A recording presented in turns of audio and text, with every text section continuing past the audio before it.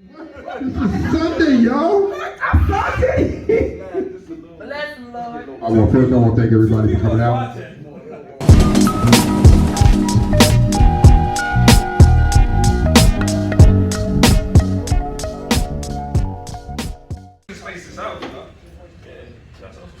All right, y'all. I want to thank everybody for coming out today. We about to get this joint started. You know how this panel works. We just real talk. No holding nothing back. You want to know the truth? We're gonna tell you the truth.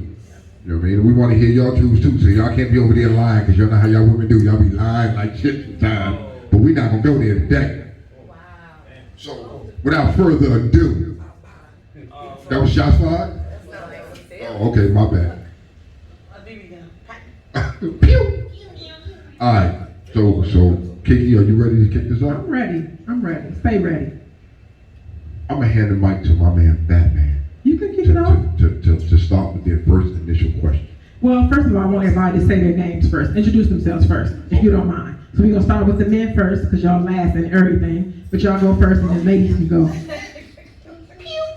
ahead, Tom. Yeah, this is Tone. Y'all know what it is. I'm Keith Kissel.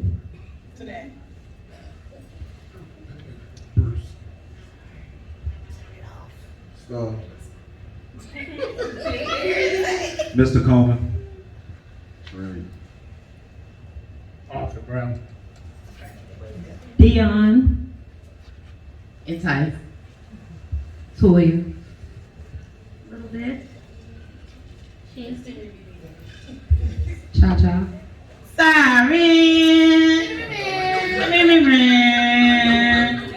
Sincere.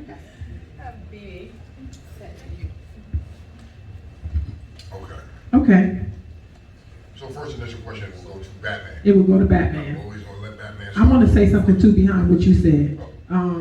The real talk thing is not just our mantra, it's not something our motto. That's what we live by. And the people that are in this room and those who will be joining us, I expect the same from y'all. If you upset somebody, that's their problem. We're here to find clarity. We're here to discuss things that happen in our lives, relationship-wise, female-wise, male-wise, and we're here for real fucking talk. Excuse my French. So don't hold nothing back. The things y'all want to know about men that y'all don't understand, and vice versa for the men that y'all don't understand about women that y'all keep running across, this is the place to ask those questions, because these gentlemen are here to be as real as they can be, and so are these ladies. So we're going to kick it off. Thank y'all. You ready, Batman? Yeah, I want to piggyback on what Kiki said. I want to encourage everybody to kind of dig in and kind of let some real feelings come out. Can you speak, sir? Because you know we're being recorded. People can't really hear you. I want everybody to dig in and let some real feelings come out. Let there be no shame, no guilt, or any of that can cover or hinder anything you may want to say in the conversation. And we guarantee that everything does not leave this room. I don't want to hear how you slept with 5 men at one time or nothing like that, but you want to be able to. If that's your truth, I want to hear it. I can't handle that from our sisters, but I really want to have some no holds barred, no shame barred dialogue. We get enough of the fake stuff on Facebook. This also promotes healing when people are real and people understand that the way people operate is because of something usually deep rooted or deep seated that people don't talk about, because it's not a safe place to talk about it. So here is one of those places that we want to provide for people, honestly, to dig deep and really talk the stuff that y'all talk to y'all homies, or talk the stuff that y'all talk to y'all ladies. I work in a salon. That you just wouldn't want to talk about, period. Yeah. Some things you want to keep to yourself. This ain't the place for it. Let it out. We ain't gonna judge you. I'm gonna let some shit out. I'm gonna kick it off. Go ahead. I have a question for the men. No, for the women. It's for the women. Do you ladies feel like monogamy is forced upon our men? Like being with one woman is forced? Anybody want to answer that? You got it? Let's go. Boom. Oh. I don't so much think it's forced. I think that people go into situations or relationships with expectations. one, you don't really know your partner, because if you know your partner, you know whether or not they are capable of being monogamous. Some guys are capable of being monogamous, some guys aren't. So that's the choice that you make when you get to know the person. And sometimes we are okay with it because we close our eyes to it. However, that's not right, but we make that comfort with it. So we do have an expectation for you to be monogamous. If we want to keep our eyes closed, but in all honesty, if you know your partner, you know they're probably not going to be monogamous if you actually know who they are. Cause some of y'all making y'all men sick. Some of you making Some of y'all exactly, making y'all men sick. and some of y'all some women push men into the arms of somebody else, and vice versa. Some women push from it's just how it goes. Tear that fucking bell up right now. You know, you know, that's sometimes it's just how it goes. It's the truth of the matter. Even though we want to have pride and say no, we didn't. But if you actually sit back and look and see why he cheated or she cheated, or why your guys are unhappy, most of the time it's because we nag, we do stuff, we antagonize, you know, and vice versa. Or we pick a fight at home because we want to go out because he's gonna make me feel alright, because he's a good for the moment, and vice versa for the women, for the men. Okay. Anybody else? Go ahead, Carl. I personally don't think that women force anything upon us. Okay. Men choose not to be honest about the fact they want more than one woman. I don't lie to people. I don't have a main woman at all. I don't. But I treat my women like gold. Period. And so I'm trying to work on to figure out if I want to be monogamous or not. I honestly don't know. So until I do, I'm not going to involve myself in a relationship where I put any woman in any situation where they think I'm monogamous with them and I'm not. So with anybody I lay my hand with, they can understand that wholeheartedly and up front. I don't lie about the shit. I am who I am, and it is what it is, but I don't treat nobody like shit neither. That's what's I have a question. up. Okay. When it always comes to monogamous and all this other type of stuff, why we always point that towards the male? There's a lot of females that out here that live in the trife life. And a lot of females where you'll find a good guy, you'll find a guy that is ready to settle, and she is fully not 100% ready for commitment. But they'll put standards on a guy where they can't even uphold the standards themselves. I'm not speaking on any one of your ladies here, but I'm pretty sure you know somebody in your circle that falls in that line where they always preach relationship and they always preach they want to be with somebody, but they don't follow the actions that's going to give them a relationship. So it's just funny when we always talk about monogamy and we always talk about faithfulness in a relationship. It's always towards the guy, but we never focus on anything of the female cheating on the guy. Y'all out here trying to get y'all on too. You know what I'm saying? So it goes both ways, and I just want to put that out on the forefront that it's there. You know? I'll be the last person in line to tell you I don't know some women that operate in that manner, because I do. I feel like, okay, I had a real strong feeling about a man who didn't want to be monogamous with me. I felt a way about it because what I never experienced was a man up front telling them, hey, check this out. Like he said, I'm dating more than you, blah, blah, blah. I never had that happen. I caught him. And then he said to me, well, you ain't my chick anyway, blah, blah, blah. I got it that way. I am now starting to think differently. I don't want nobody to take this as a ticket into my system or this is how you get me. It's not that. But I do understand that I have made some men sick. You know why? Because I was who they wanted. I provided what they needed. But this man could not be with one woman. He did not offer that to me. But I realized, like, I'm trying to make him. And for real, he loved me enough to try. He just wasn't successful. He had a baby, he had this happen, he had that happen, and I wanted to blame him, and my girlfriends blamed him, oh, that nigga, da-da-da. I couldn't do it because I had signs along our whole relationship that told me this nigga don't want to be with one chick. I found phone numbers, I found people call me, I just put it in my pocket because I wasn't ready to leave. So I sat around there and I waited till I realized he's not going to change. I wanted him to be for me. I did. I wanted him to be mine. And I did everything I could, trying to be everywhere. I made myself sick, so I freed him. And I think that if you think about it, some of the men in your life that you trying your best and you turned upside down and hanging from a chandelier and you sucking that nigga dick tonight, you doing everything, you putting all your tricks out tonight because you want him to be yours, but you have not had that conversation about does he want you to be, or does he want to be just with one woman? So I encourage everybody, even in your marriages and your friendships and your situationships now, ask these men, and some of them will tell you the truth. They will tell you the truth. We just never ask. Monogamy is not a natural thing. The whole concept has been taught wrong. And because we're different, y'all will never see it the way men see it. If I am faithful to one woman, I have to practice that. Because there's a bigger picture that I see for the vision and protection of my life, that I need a woman to assist me when it comes to that vision. However, men naturally are not monogamous. It has nothing to do with our heart.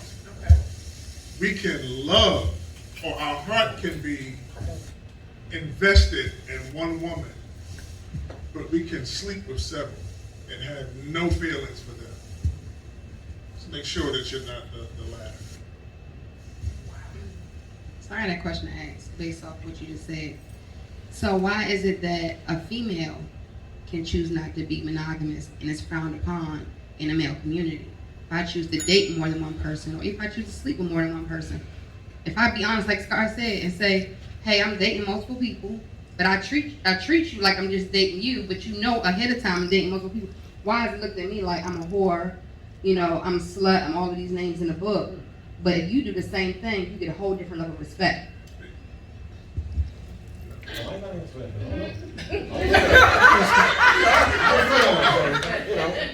Listen,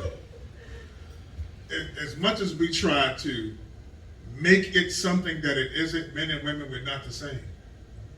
If a woman is sleeping with more than one guy, you are a whore. At the same time, pause. You guys are not designed to give children to, you can, of course, and we have, but we are not designed to bear the seed, which is the ultimate reproductive gift. That's not meant for several men. You guys are meant to be betrothed to one man and bear his seed. But for men, it's not like that. So what about barren women that can't have children? They fall the same category? No.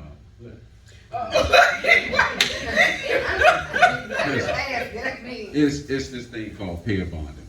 Okay. And for women, as you insert several men into your woodwork, you take on those spirits and everything, which ultimately in the long run make you unable to actually pair bond. So you're genetically drawn up in a completely different way in which we can actually take on that type of activity and still continue to bond with somebody in the future. You're not made that way. So once you start letting all of these spirits into you like that, you will always be forever confused and unable to actually pair bond with somebody. So you will be basically out here by yourself. Okay. I like that. I never heard of program like that. The last relationship that I was in, I was very happy. We communicated. I was happy to the point where as me going anywhere else was not even, in my mind. I was put in a lot of positions, seeing a lot of things, a lot of different women, a lot of beautiful women. But my heart was at that one person, and even though we have our differences, I wanted to communicate. So it gets to a point in your life you decide enough is enough. You gotta find peace and happiness within the one you are paired with. And whenever you do something, try to do it together. Have the understanding. Where I go, you go, and where you go, I should feel free to go, and not worry about if you go somewhere, what's going on over there. That's something you gotta have within your heart, and hopefully, it will be better for you. But when I was in a relationship, I was very happy. Never had the thought of going anywhere else because the person I was with took good care of me. Was that the case? Was that the case prior to that relationship, or that was the one that the light came on that says, "I am happy with one person"? As it relates to our topic, is what I'm Okay, asking. the relationship prior to that one, Yes. it was a situation whereas I could be with that person during the week, but on the weekend I could never be with them. Yeah, weekend. So I kind of understood with that. That didn't last long. Okay. You know, I said, hey, hold up, what's up with this? You know, I felt like I was the side piece. So, I put that to an end. But the good Lord put somebody in my life I was very happy with and took very good care of me. Okay. I will testify to that. I want to ask the ladies, or The men. I'm gonna ask the group. Could you find yourself in a relationship where you are not the main person? Are you where a woman has expressed to you? Sorry. A woman had. Just talk. Okay, a woman has expressed to you that she is dating multiple people, and you are one of those people that she's dating. Or a man has told you, look, you ain't my man, and I'm out here. I'm doing what I'm doing, but when I'm with you, the same thing that Scar explained. Could you ladies accept that, and could you find yourselves in that situation, or could you guys find yourself in a situation where a woman has told you that, or a woman told you that? That's better. I could do that, but you have to, I'm not gonna put my all into that person. Like, if I know that I am just one of, then that's all he is to me, is one of. He's not my main. I'm not loving him because I know I'm not getting that in return. Do you think you can love him?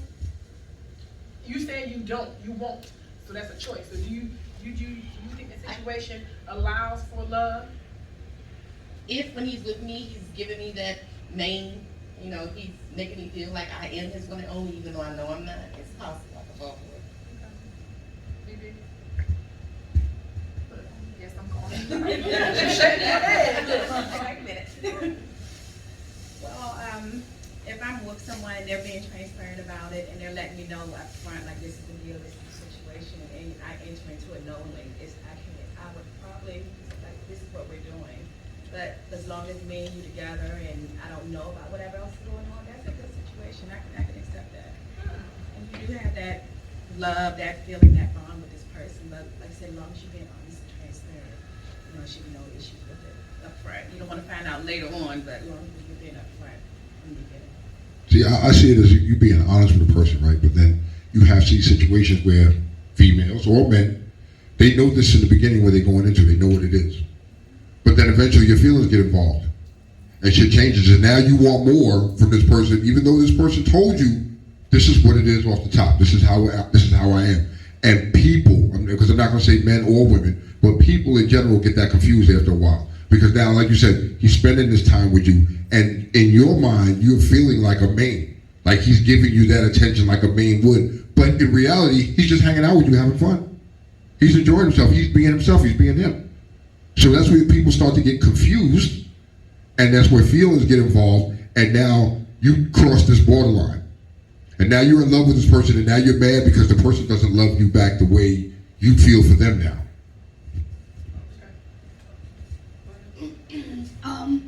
That's where boundaries come into play. Because, just as an example, if I'm just sleeping with someone, we're not in a relationship, we're just doing what we do. There's no cuddling, there's no going to dinner, there's none of that. That's from you, or that's from the Me. guy mandated by you? It doesn't matter, those are my boundaries. Okay.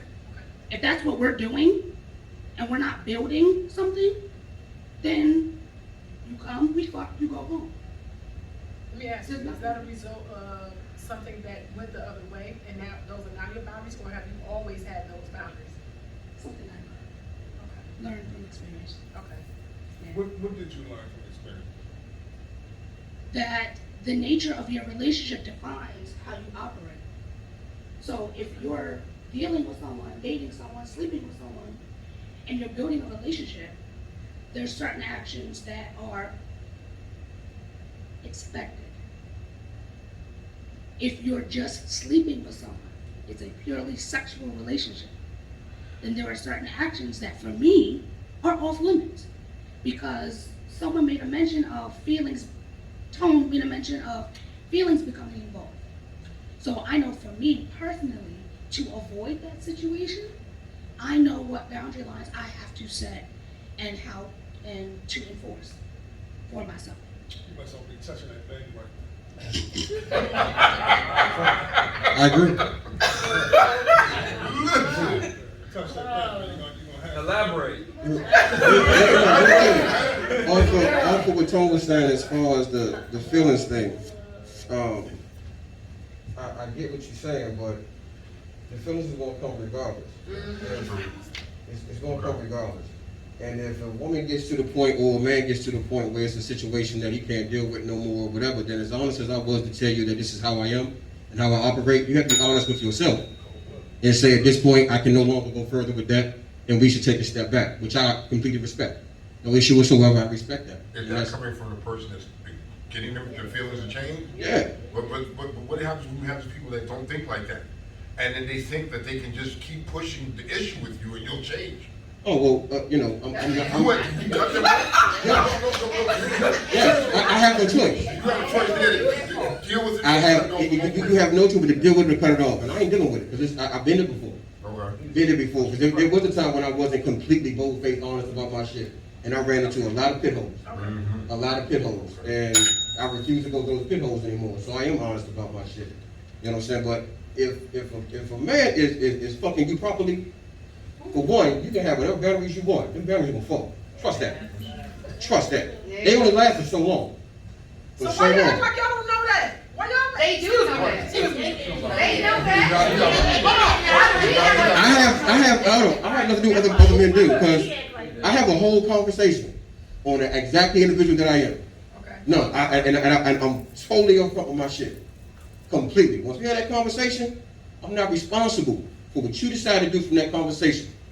I'll tell you real quick. Listen, if you would just like to be friends with me, I have no issue with that. Absolutely none. You let me know that, and I will stay in my motherfucking lane.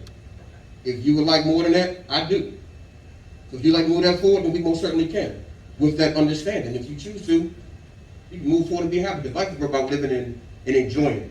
I understand you have, you know, relationships and you want to build and all of that, but if you sitting around and wasting years away because you trying to find this exact perfect situation, you wasted half your fucking life and didn't even live it. So that's just my take on it. Let me ask a question right quick. Everybody in here who 40 plus, raise your hand. So why y'all act like y'all don't know a game that 20-year-olds plus play? You know what I'm saying? Like technically, this go to show you how screwed up, and I would curse, but I got a job and hey mama. This go to show you how screwed up the black community is. Because we in here 40 plus talking about some teenage shit, when we should be literally sitting in here talking about the stock market, retirement, and shit like that. Don't act like you don't know what type of situation you in right now, or whoever you dealing with. When you're young, 23 to 25, 26, 27, somebody waving a fluorescent flag, some people just don't know how to read it at that age.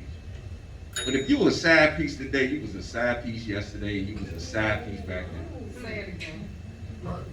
So to be 40 plus years old having this conversation about being a side piece and boundaries, ain't no boundaries when you're a side piece. When you leave my house, you go right back to the intersection. You get what I'm saying? It's just how it is. Ain't no side piece. For you, you got boundaries. But for men, ain't no boundaries with no side piece. It's called headboard marks. You know what I'm saying? I'm just being 100.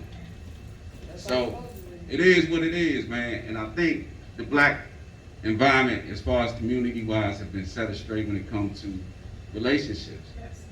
And we have let outside forces come in and literally tear y'all away from us.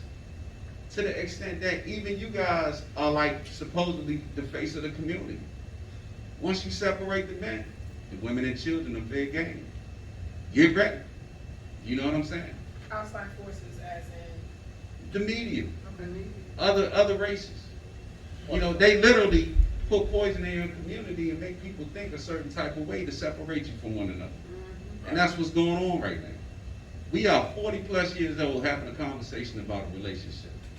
That's red light, yellow light, green light. If your ass don't understand, stop, yield, and go at 40 plus years old, it's a problem.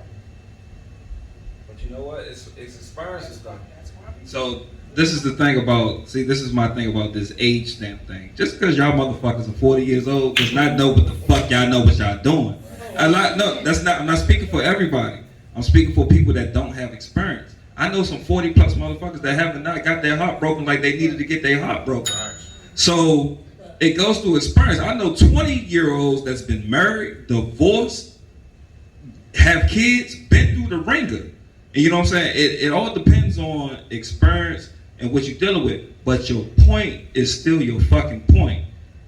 We still here talking about this shit. You know what I'm saying? Like, a lot of us know what the fuck we dealing with. A lot of us go through this mirage. A lot of us play this game, and then we act surprised at the end of the game. You know what I'm saying? Like, you know what the end game is. Guess what? We love toxic shit. That's the thing about the black community. We love toxic. And when I say black community, myself and fucking included. When I always talk about shit, I've been there and done that. You know what I'm saying? I've been the toxic dude. But I've been the dude like, no, this shit toxic as fuck. Get the fuck away from me. You know what I'm saying? Like, we have to be realistic about a lot of things, and a lot of things when we deal in relationships, and we have to understand that everything is not for everybody. We grow older situations, but we have to be very aware of what we dealing with. And that's the problem with a lot of times, a lot of people are not aware of what we dealing with. We put a lot of false expectations on a lot of fucking things. And we play this Disneyland fairy tale ending shit when we already knew this motherfucker was burnt from the get-go. Trying to love the red flag. And the whole time, the crazy part is, us fellas, we'll tell our other brothers, like, yeah, this shit was burnt. This shit dead. Like, this shit crazy. I don't even know why I'm still here. And your brother be like, yeah, bro, I don't even know why you still dealing with shorty. And it be the same thing on the other side. Like, this nigga is toxic as fuck. He got good dick though, but this nigga toxic as fuck. And the whole time your girl be like, yo, you know he ain't good for you. I mean, I understand. But I know you ain't good for it. Like, we all know the truth. The truth is right in front of our fucking face. You know what I'm saying? But it's so hard to deal with the truth. And unfortunately, with us in the black community, because we all here, and the experience that a community, and it's not even just relationship. With everything, with all the trauma that we're going through, it's the truth that we seem to avoid. We like playing victim. We like throwing the finger. We like blaming other people. And, you know, instead of facing the fucking truth. And that's the problem with a lot of situations. That's the problem with me at times. Sometimes I don't want to face the truth. I got so much stress going on in my life. I don't want to deal with this truth right here that's in front of my fucking face, because that's more stress. You know what I'm saying? And we don't like stress as people. Do we? We don't like stress. We got enough shit going on. We got our job dealing with us. We got our kids. We got school. We got a pandemic. We got all this other shit going on. The last thing I need is a fucking person that I'm fucking getting on my goddamn nerves.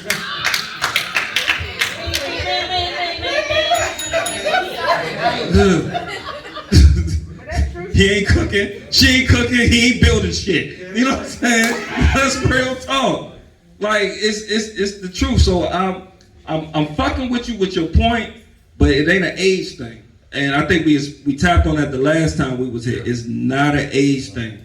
But you would expect a 40-plus-year-old person to, by default, have the experience. Amen. You know what I'm saying? But shockingly, there's some 40-year-old plus people that's walking around this earth acting like 20-year-olds. Amen. Still beating their feet and shit. So I want to piggyback off of what Casey said. It's not so much as an age thing. It is more experience. Because I've noticed that what I accepted in my 20s and my 30s, I do not accept in my 40s. When I was 20, yeah, I might be one of those chicks, one of your chicks.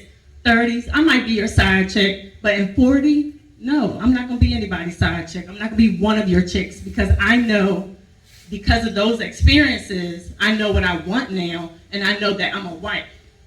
So I'm not going to be a side chick or one of the chicks, or, So what you're saying is correct. It was in my 20s, it was in my 30s, but it was what I experienced. And when you guys were saying, someone had said, when they're upfront about what they want, and say, okay, we're not going to be monogamous. I'm going to do that. Thank you for letting me know, but that's not what I'm looking for right now. So if I'm not looking for it, then I'm going to move on. Where in my 20s and 30s, I might have been like, oh, okay, for my benefit, if I'm benefiting from something from that relationship, I might have stuck around. But now in my 40s, no, that's not what I'm looking for, and that's not what I'm doing. What you looking for now? I am a wife. I am a wife. I'm not a girlfriend. I'm not a side chick. I am a wife. So I am looking for a husband.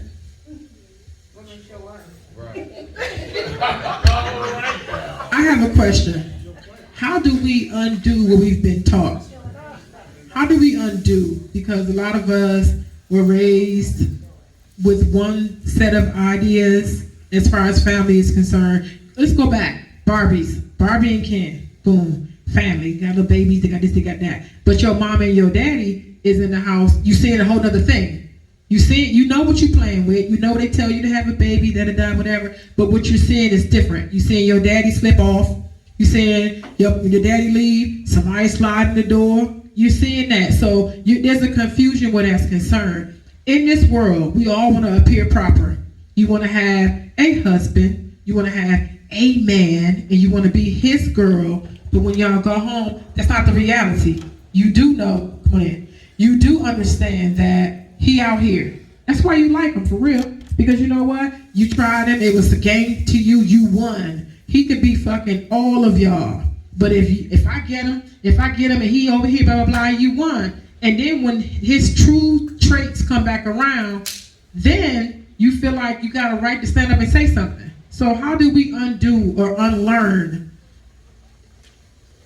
the behavior what we were taught from men? How do we unlearn that? Can one of y'all answer that for me? I think the first thing we have to do is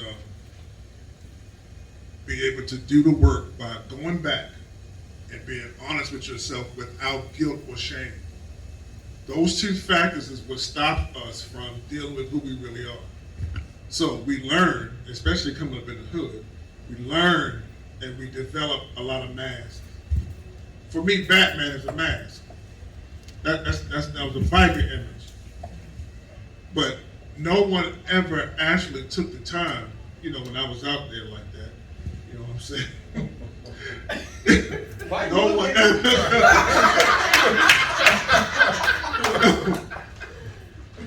People were buying the image so much they never really asked, who are you? Behind the mask, where you come from? Why did you react or respond like this? So therefore, they never really got you. We never really look beyond the mask.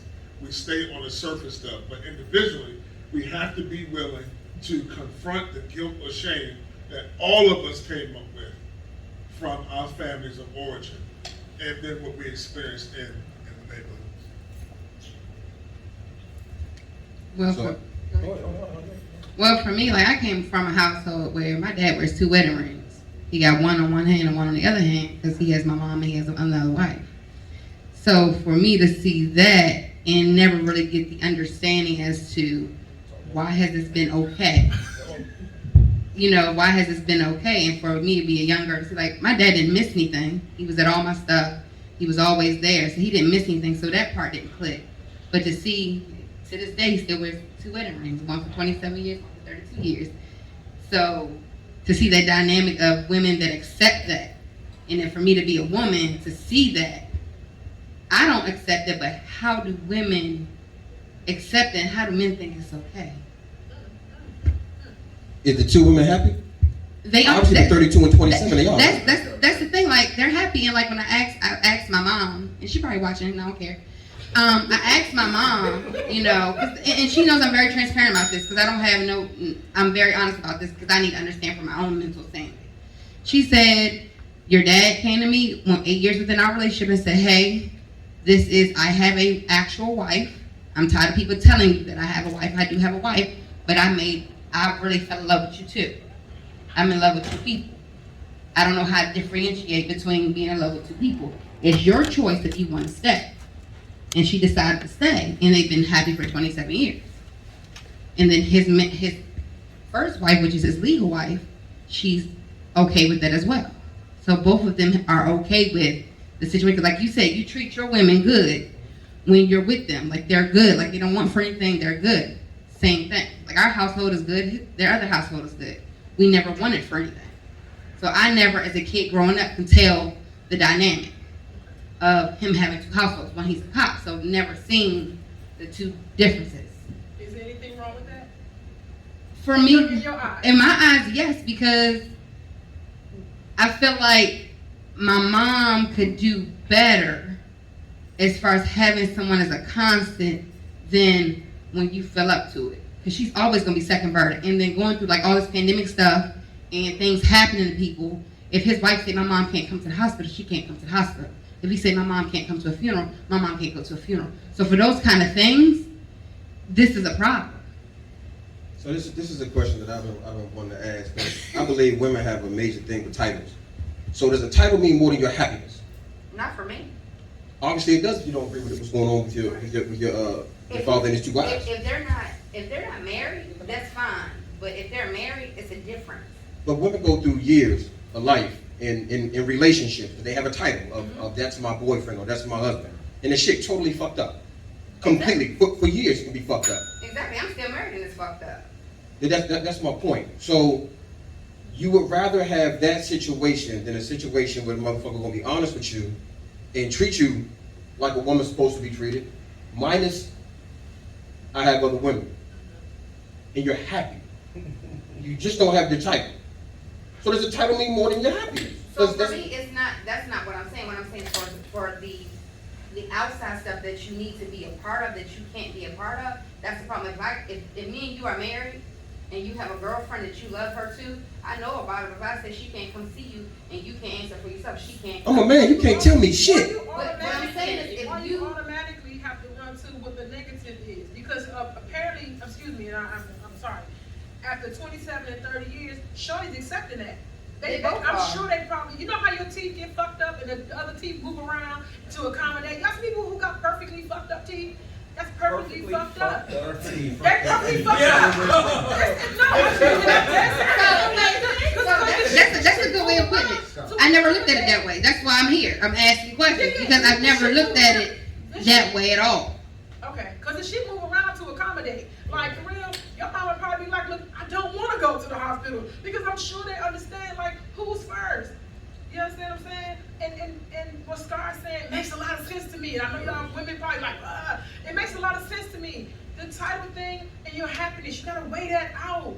I have friends, and you know, I have friends who people don't want titles, or the man that they love and don't want titles. They do everything the relationships do. They hanging out, they eating, they drinking, they fucking, they da-da-da. When you call the nigga, he come, your car stop, he pulling up. And then you mad because he told you, I don't want to be your man. Well, what I tell them, I said, shorty, that's a relationship in a different capacity. You can't run out and tell your folks that's my man, but that ain't their business anyway. Because guess what? When I call them, he there. You got husbands who don't do that. You got baby fathers who live with you who don't do that. We gotta start thinking differently. Y'all can put titles on this shit all y'all want to. Titles is bullshit. But see, I ain't never look at. That's why I asked the question because I never looked at it like that. I look at it from a little girl saying this. So I never analyzed it that way. I just see it that way, and I see like. So you still look at it from a little girl's point of view? Or as being a grown woman today and actually being here and hearing what he said, I never thought about it looking that way. Okay. I never thought about saying, are they both, I never thought about it that way. All I seen was, well, my mom is this, like, I never looked at it that way. You wanted a title for your mother. You ain't in a relationship. No, she's just dependent. No, I just want to make sure my mom is good. That's all. But see, the key to what I heard, about everything you said was they're happy. They are. If they're happy, then you should be happy that they're happy. There shouldn't be. Me personally, I don't think there's an issue. If everyone knows about everybody and everybody's cool with everybody, they're happy. You know, ultimately, regardless of how I feel, you know what I'm saying, whatever my beliefs, religion, whatever, you know what I'm saying, if those people are happy, I can't judge them. You know what I'm saying? Be happy. But you know what though? We talking about our mamas and our aunts and shit right now. Let's talk about this generation right now. Like a lot of our generation right now just want fucking titles so they can just brag that shit on social media. Yep. I want to be with a guy. I want you to call me my boyfriend so I can post pictures on social media so I can please the next bitch or the next nigga that's watching my relationship.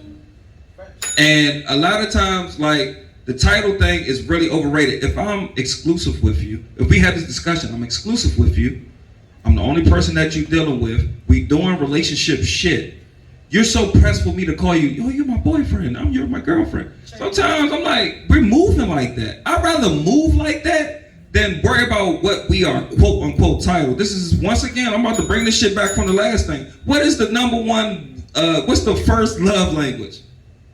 If y'all know love languages. Words of affirmation. Y'all, a lot of females need words of affirmation, but the whole time the actions is speaking louder than the fucking words. Fuck the words. Sometimes, we gotta show action. If we moving like we are in a relationship, fuck it, we are in a relationship. We can have the discussion and be like, yo, what are, the discussion always needs to be had, like, what are we right now? What are we doing? Because men hate for us to say that. What we doing right now? Where we at? But you know what though? We can have that discussion, and then the whole time we gotta go back to titles. And sometimes I'll be like, yo, it's so overrated to me.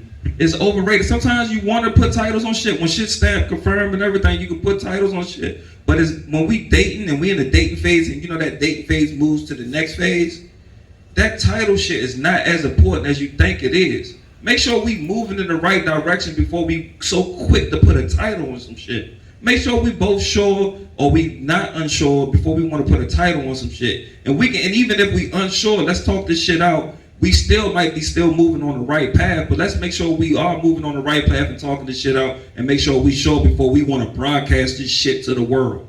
You know what I'm saying? You get what you asking for. When you want that title, you get it. You don't even fucking want it. Because you know what? It changes things. The obligation that a person has to feel, once you become my man or I become your girl, the obligation starts to change.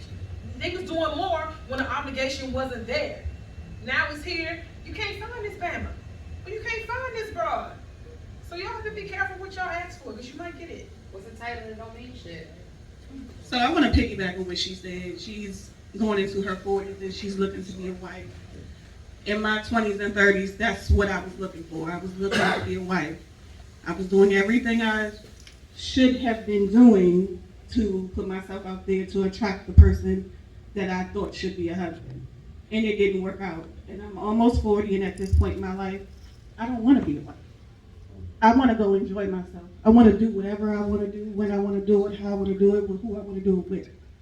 I'm not looking for that commitment. I don't want a title. I'm in a situation now where I'm comfortable. I do what I want. You do what you want. When we're together, and we're happy. And titles don't mean anything to me anymore. When I was in my teens, 20s, 30s, I needed a title. I needed that representation. Everybody had to see me. I had to be your person. Everybody had to know what was going on. But I'm over it now. What broke that? A relationship. The person I was with who completely tore me down completely to the ground, and I had to build myself back up. I was that person where if you don't show me off, then you don't love me. If you don't tell the world I'm your person, then you fucking everybody else. Which you probably were. But a relationship completely tore me down, and I literally had to build myself back up to a point where I know what I want, I know what I'm okay with, and I move differently. If I was the person that I was a year ago, 2 years ago, I couldn't even be sitting here because I'd be embarrassed of how I was being treated, how I was moving, how my life was turning out. But because I accepted what was fucking up in my life and made a change that was what's best for me moving forward, I'm good. I do what I want. I feel good about my situation. I move how I want, and I don't want to be a wife right now. I don't need a title. I am okay with it. So if your person decided, the person that y'all got whatever agreement y'all had, decides, I want to marry you, And you, these are your standards. At this moment? You're setting forth, I don't wanna be your wife. I don't, no. I don't believe that. Yeah, right. Or my kid, I do not want to be a wife right now. Get that right now.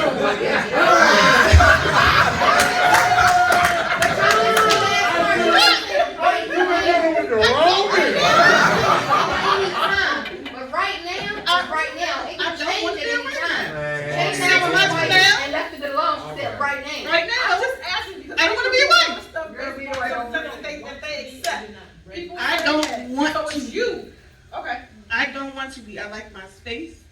I like my time. I like my not having to answer to somebody. Girl, say that again. I don't want that pressure. I don't want that pressure in my life. Okay. That's a lot of responsibility to take on someone else's emotions, someone's feelings, someone's time. That's a lot of pressure. I don't want none of that. I don't believe it.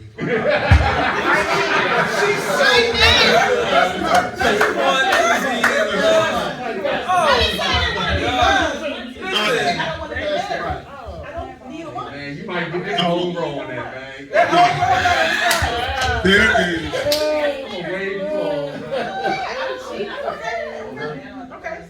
I just wanted to piggyback on what you were saying, Chow. You know, I feel like I'm getting older, right? So I may be some things that I'm missing because I ain't out there like that no more. I'm missing some things from the generation behind me, right? But there is that thing that's called honor.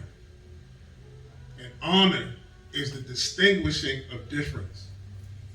Your mother is different from everybody else. You distinguish her to the side and you show her honor. And you show her honor because you celebrate that difference. Like when you walk into a courtroom and your honor comes out, everybody got to stand up. So it is perfectly natural for you to have some feelings that nigga was married or had two women going on. Not saying that you judge him, but I'm saying that it is okay for you to feel that way because you wanted your mother and you and your siblings, I'm assuming that you have some, to be able to experience the honor from your father. Mm-hmm. So that's what I want to say. Are you with me? I'm with you, because my mom is like that's what I was trying to figure out. Like I never understood until I got older. When like with my first marriage, I had asked her like the reason why me and my first husband aren't together because of the cheating and stuff. And my thing with her was, she said, "Let me ask you a question. Are you happy?"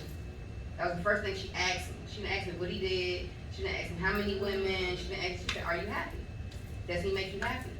And I was like, "Yeah." And so that's when she really broke down everything in her, my father's marriage. Okay. And that's what made me understand where, okay, she said, "I'm very happy."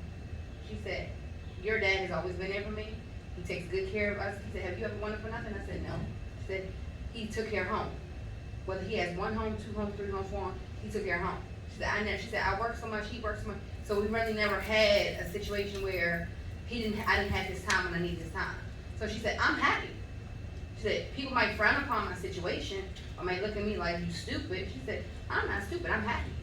She said, "How many people gonna call me stupid that aren't happy?" So she explained that to me. She explained that to me that that's what it is. She said, "That ain't never brought me nothing.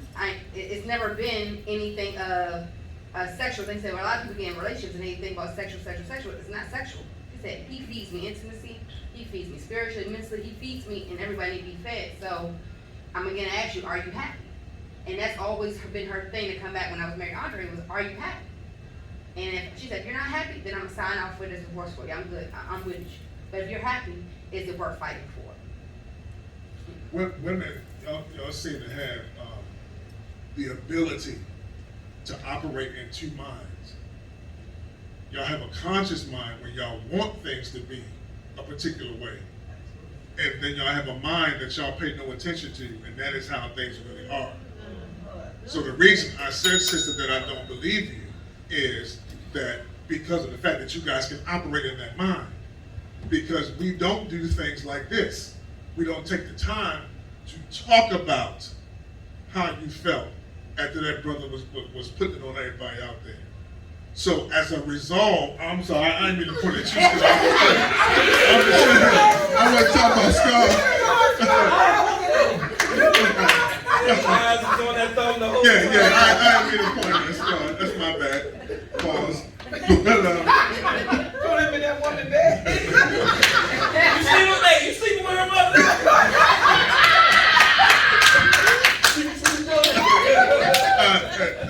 That was coincidental, but I think that awareness y'all have to really begin to take a look at.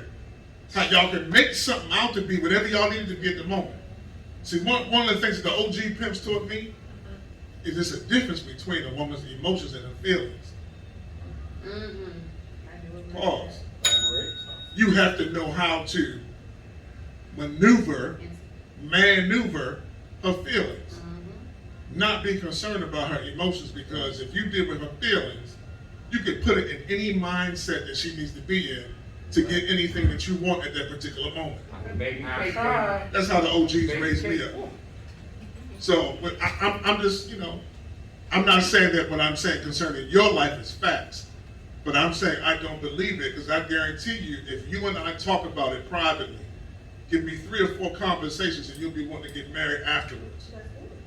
If you are open enough to really get down into how you felt and what you were thinking after that relationship. I wanna have you back from it. Because I came from a 2-parent household, mom and dad. They still together almost 40 years later. Okay? So I was married for a decade. I was married for over 10 years. I've been divorced for about the same amount of time. How are you, 20? I'm not. He said, we want a job.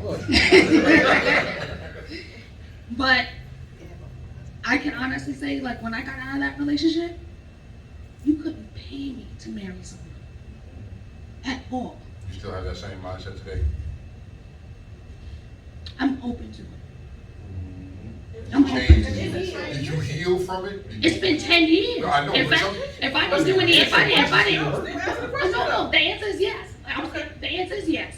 And the reason is, had I not, I'd still be saying, hell no. Hell no to what? To marriage. Right.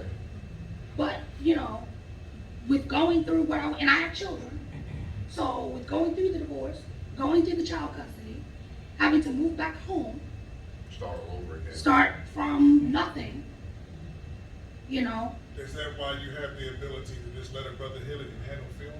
No, hold on, wait, let me clarify something. Clarify, baby, because I'm doing that. Let me clarify something. There was a time in my life where I had the ability to sleep with someone and not call you back. Where did that come from, though? Because that came from something. You think you did that? It came from something, sweetie. You think you did that? I know I Or did. did your ex-husband do that? Bobby ganging up on me. No, we're not ganging up on me. No, he's asking a question. Come on, Trey. Okay. My ex-husband gave me the ability. To act in that manner. So he He's responsible. Okay. But the question is, it's not something you know what I'm know. saying? Your thoughts. But if I implemented, it's still me conducting. You wouldn't have done it had he not hurt you. There you go. Prior to him, it wasn't like that. Prior to him, it wasn't like that. Prior- Oh, no, wait. Okay, I'm sorry. You validate that you're not made that way. Right, I'll agree with you. Yeah. Absolutely. That boy has the same thing saying, you wasn't always like that before him. You weren't like that. Oh, no. What I like what you're saying though is, it sounds like as you've gotten older, reality comes in effect. And things that you were closed-minded to, as you gain in the age, you like, you know what? Maybe I am open to this. But that comes, and I have, but I'm backing her up because I feel like what she was saying came from a place of pain. Yes. It came from a place of fear. That's right. It came from a place of, like she said, he broke her down to nothing. So you can relate. So shit, let me build my walls back up, because I'm not going to let another motherfucker do this shit to me again. And I relate to that. Okay. Because after all that, that's how I felt. Building up walls does not mean that we have grown to be ready for the next level. That just means that we built our walls and become masterful at being imprisoned inside the walls that we built.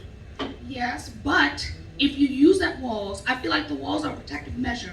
Yes. And if you then take that time to work on yourself and the things that where you're flawed, when those walls come back down, you'll be ready. It'll be okay. From a male, I get that though. Yeah, but Question. I've heard. So I get that. Okay. Question, when the walls come down, while the walls are up and they're coming down, I don't know how they're gonna come down on their own. However, while they are up, are you working on being, going back to the mentality that you had before you were hurt? When you were open and loving and free?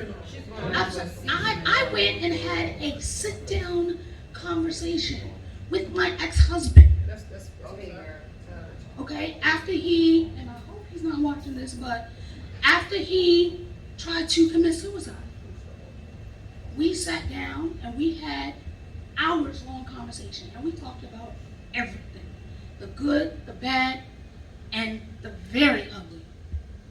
So, yeah, like, I mean, and therapy helps. Black people, therapy helps. So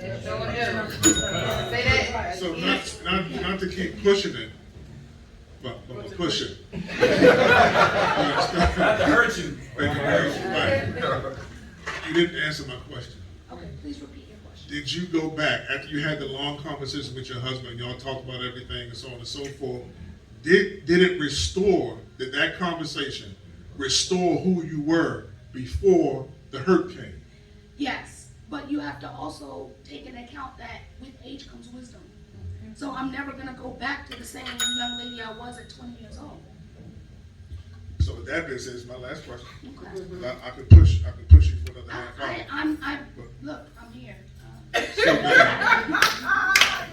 With the wisdom, the conversation you had, and you acquired wisdom, so on and so forth, yada yada. Why isn't your conversation, and I'm not saying it has to be, I'm saying why isn't it, yeah, I'm ready to get married again. I'm wide open for marriage, I'm waiting for my husband to come. I'm ready to love that black man. My heart is wide open, I'm looking for him, I'm ready to get his love in him. Because as opposed to, he can hit this and I ain't gonna have no feelings for him. Talk to me, I Brad. think I already addressed the second part, but I'll try to answer your question the best I can. As a black, I'm pushing you too hard. no, Okay. no. As a black woman with 2 children, 2 sons, I will be ready and open to marry the man that shows me and understands that it is not just me. I have children. My sons are me. So if you claim to love me, want to be with me, want to marry me, you're marrying them too. So that's where my hesitancy is going to come in, because anyone who claims that they're wanting to be with me has to want to be with my children too. But that should be something that's going off the break. You've not found that? She said she ready for marriage. You know, we talk about these boundaries. I think we have a misconception. Like, the individual puts up the boundaries. We have this misconception of, oh yeah, I'm going to drop the boundaries when such and such. You're not dropping shit. The guy is going to break the fucking wall. He's going to knock that wall down and knock that shit over. And you're going to be like, hold up, I've been pushing this motherfucker back. I've been trying to put the boundaries, but this motherfucker is consistent. Like, we have to break the wall. Like, I made a post maybe, like almost 7 years ago. It was a barbed wire fence surrounding a heart. And she built this barbed wire fence around his heart, and she kept that shit guarded. It's up to the guy or that individual to snip them barbed wire fence with the tools he got to get to that heart. Y'all keep talking about these boundaries. Yes, you have boundaries. Everybody has their guard up when they deal with a person. Like, we don't give everybody full access automatically. But these boundaries that y'all talk about, the next motherfucker's gonna knock it down. And you gotta understand that you might have some control of it, but you don't got fully control of it. Because if I let you, if I let you, If you let me. if I let you. But guess what? Because listen, what I'm saying is this, I'm gonna explain that phrase. If I let you, you can like me all you want. I don't even invite you in my space. If I'm serious about the barbed wire that's around my heart, I don't want no nigga in my space. So that includes you. You can do what you want. You can come around all you want to. If I'm serious and I'm dead ass in here and not here, when I'm in here and in here, you're not getting over here, bruh.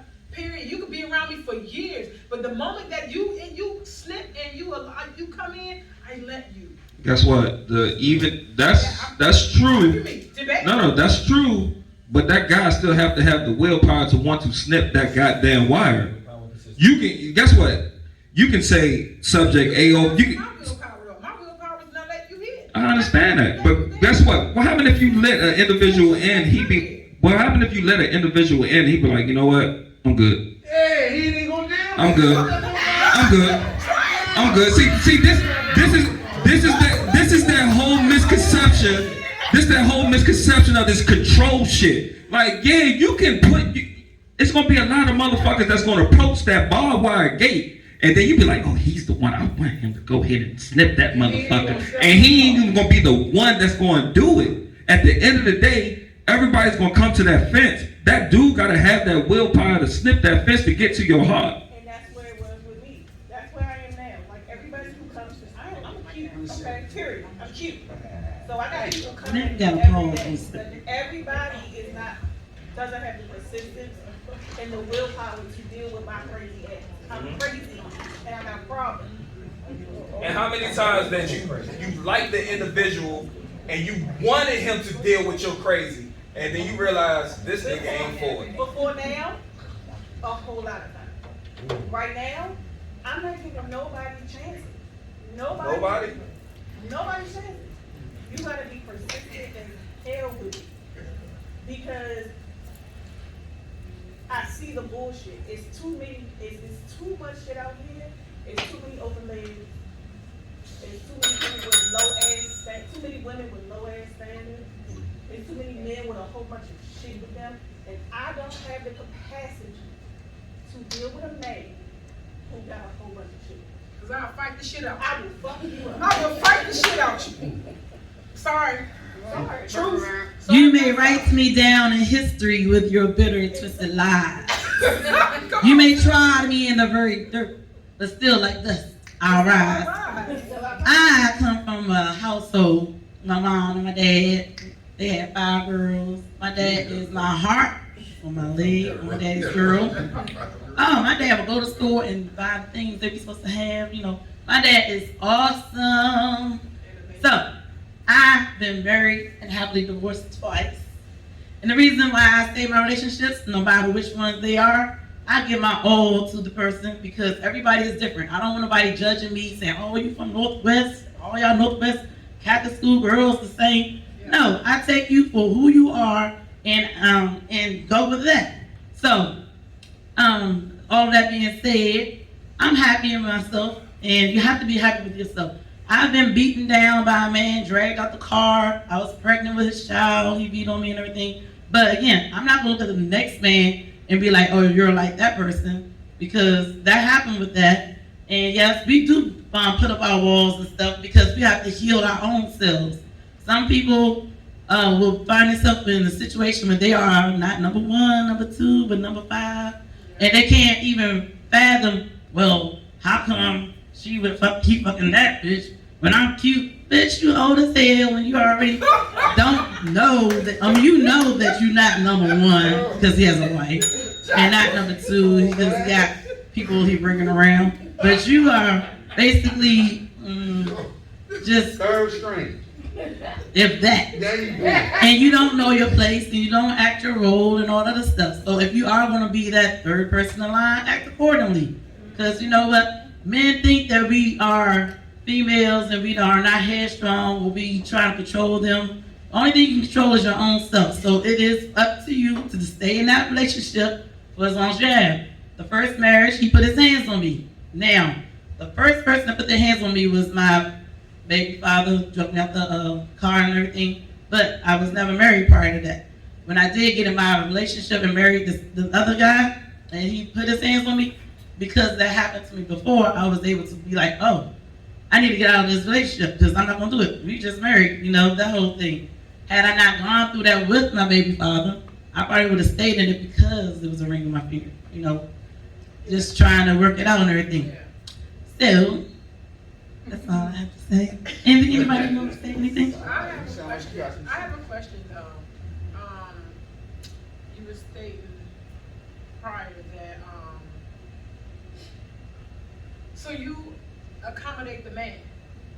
I am a pleaser. I do accommodate the man. In your accommodation, are you accommodated? In your accommodation? Because I hear you saying you got this love and adoration for your dad, and this is why your hearts and all that stuff, beautiful, right? But in your accommodation to that man, are you accommodated? Well, I will allow things to happen, and if it's not right, I give it time. I give it time. But when I'm sick and tired of being sick and tired, then I'm like, all right, next time you go to Ohio and visit, stay. I said that. But the first one, that's because, first one was because he put his hands on me, the second one because of drugs. I could deal with another female all day, all night, but I can't deal with drugs. So, did I answer your question? All right, I have a question. Everyone's sitting here talking about fences around their hearts and walls and all this. Now, how many of you ladies with these walls up have come to the realization that at some point, those walls that you had up ran away a good man? Oh, yeah, plenty of time. One. That's my honor. That's plenty of time. Yeah, I raised my hand. That's all. But I done blocked plenty of blessings. Shit, I didn't I done blocked plenty of blessings. My walls that hurt some good females. I'm going to say why. Because I was not ready. At that moment when those walls was up and I didn't want it, I didn't even try to see your goodness in you. I didn't want you to add to me because you know what I would take from you? Because I was burnt. I was spent. I had everything that I was. It was not even a semblance of what people knew me to be. You know why? I was cheated on. I was lied to. We had a baby, blah, blah. And I gave 190% of myself to this person. And for real, I believed in love. And I gave everything to him, knowing and not even realizing that I could be hurt. So when it hurt me, it threw me.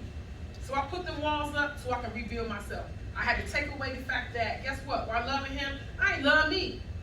I stopped looking at me because I was focused on him and making sure that he was happy. You know why? Because I was taught a man gonna be a man. If you don't do it, the next bitch will. And I realized that I was still doing it and the next bitch still did.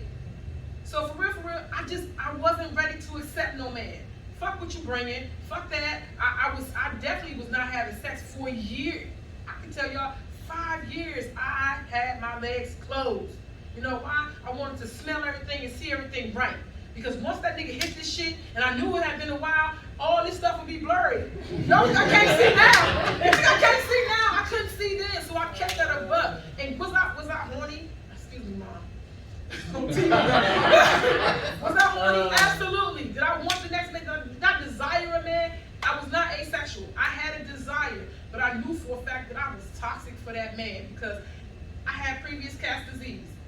Everything that looked like what he put me through, oh, bro, it was curtains. I was running from niggas. Period. If anything felt like it or looked like it. So honestly, when I met the barbed wire around my heart, I meant it. And you could bring all you had, dynamite, TNT, the crane, whatever the fuck you was bringing. I'm not letting you in to have that. You can't even come through the door. I wasn't giving my number out. I wasn't entertaining nobody. I was working and sleeping and taking care of my children. You know why? It was a conscious choice because guess what? I am weak. I am female. And I do realize if somebody came along because my legs was closed for 5 years, shit felt different to me because a lot of times I was led by this. My brain wasn't always the first thing that I heard. I smelled it. I could smell a man. When he wanted sex, I could smell it. My clients in my chair, these niggas want ass. I could smell it in their breath. Y'all think I'm lying. It's a way that breath smell when niggas want sex. Don't be crazy.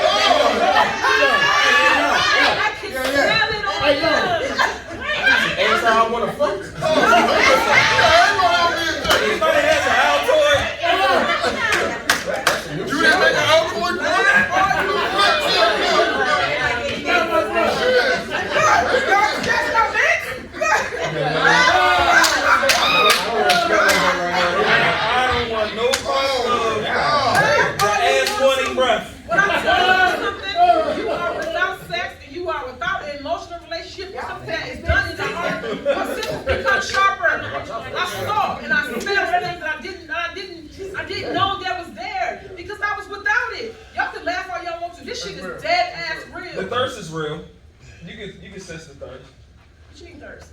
The thirst of ass. I'm agreeing with you. I wouldn't even say thirst, bro. It was just there's a pheromone, there's a smell that comes off of men when they want to fuck. It's a smell. Fuck that. Yeah, that's the same thing. Damn, animals do that. It's thirst. It's thirst. You think it's thirst? It's the same. It's thirst to me if you pursue me. If you pursue me that way, that to me, I'm thinking of little like the funny thirst where people are thirsty and you inbox. These men said nothing to me. I was doing their hair and look, I was like, oh my god. You don't gotta say nothing. I would ask these men like, you had sex today?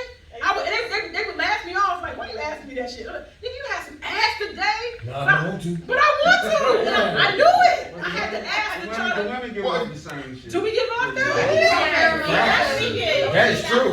Very true. Very true. Why do you do that?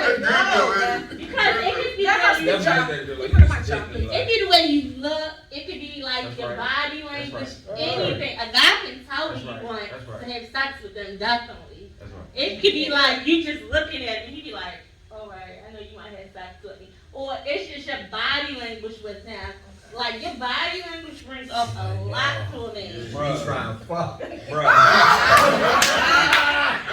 showing age. Okay. See? Okay. That's real tough. So where are you now? In terms of, I'm very open. I was hurt. I was in a situation prior to now where I understood where we were, but my feelings were ahead of my understanding. And when things didn't go my way, I felt the way about it. So I sat back for a moment. I sat back and I chilled out. You know what I'm saying? I had the conversation with that person and we was on the same page, but okay. And bike returns, right? Just bike returns. Y'all ever, sport bike riders, because I know y'all probably all on Harleys now, but sport bike riders, right? I used to be on a track, right? I used to think I was leaning, knee dragging, right? The camera and the film came back, I was like, in my brain when I was in it, like, I'm like, why my shit ain't scraped? Like, bruh, right? I felt that way when I'm giving love and affection to a man. I'm thinking I'm leaning. The nigga was like, I didn't know you liked me. He said he did. So my confusion was that. I'm thinking I'm leaning, I'm in the curves, and I'm doing what I'm doing or whatever. Are you doing it on purpose? No, he's trying to fix it. No, he's trying to fix it. Oh, so put the mic down. I'm thinking in that time that I'm getting my lean on. The man, but one thing I did learn was to go back and have a conversation with the person, other than a misunderstanding. Because I used to be misunderstanding. Fuck him, he ain't no good. Fuck him, he don't talk. And there's always a reason. I'm go back some more. I've been working night shift for 20-something years. And I'm thinking I'm doing it for the betterment of my family. My partner did not see it that way. My partner saw it as though these are night out. We should be fucking tonight. We should be fucking at night. We working 5 nights a week. Like, what you expect me to do? You know what I'm saying? Then the morning came. I got 2 daughters. I'm trying to get my daughters to school. I'm in hair school. I'm still in nursing school. I'm doing all this shit. And this person was like, "Where's my time?" I'm thinking, you understand? You my partner. I had this kid with you. He didn't understand, and I did not understand him not understanding. So when he cheated on me, I didn't even blame Shorty. I put that in my pocket. He was gone, he stepped off, I stepped off. I ended our situation because I knew what my addition was to that. There are a lot of people who will not go back and ask that person, hey, what happened? Because as you grow apart from people, you grow closer to people, and the thing that you understand is a difference too, as you age.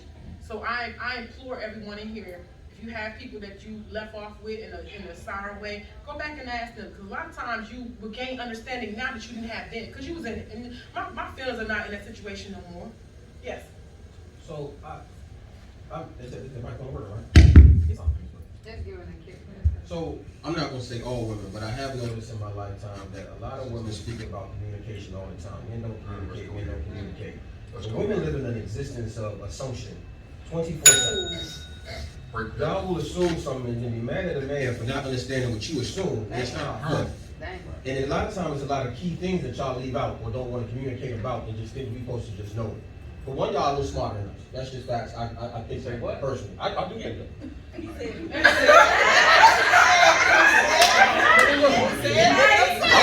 I got the money.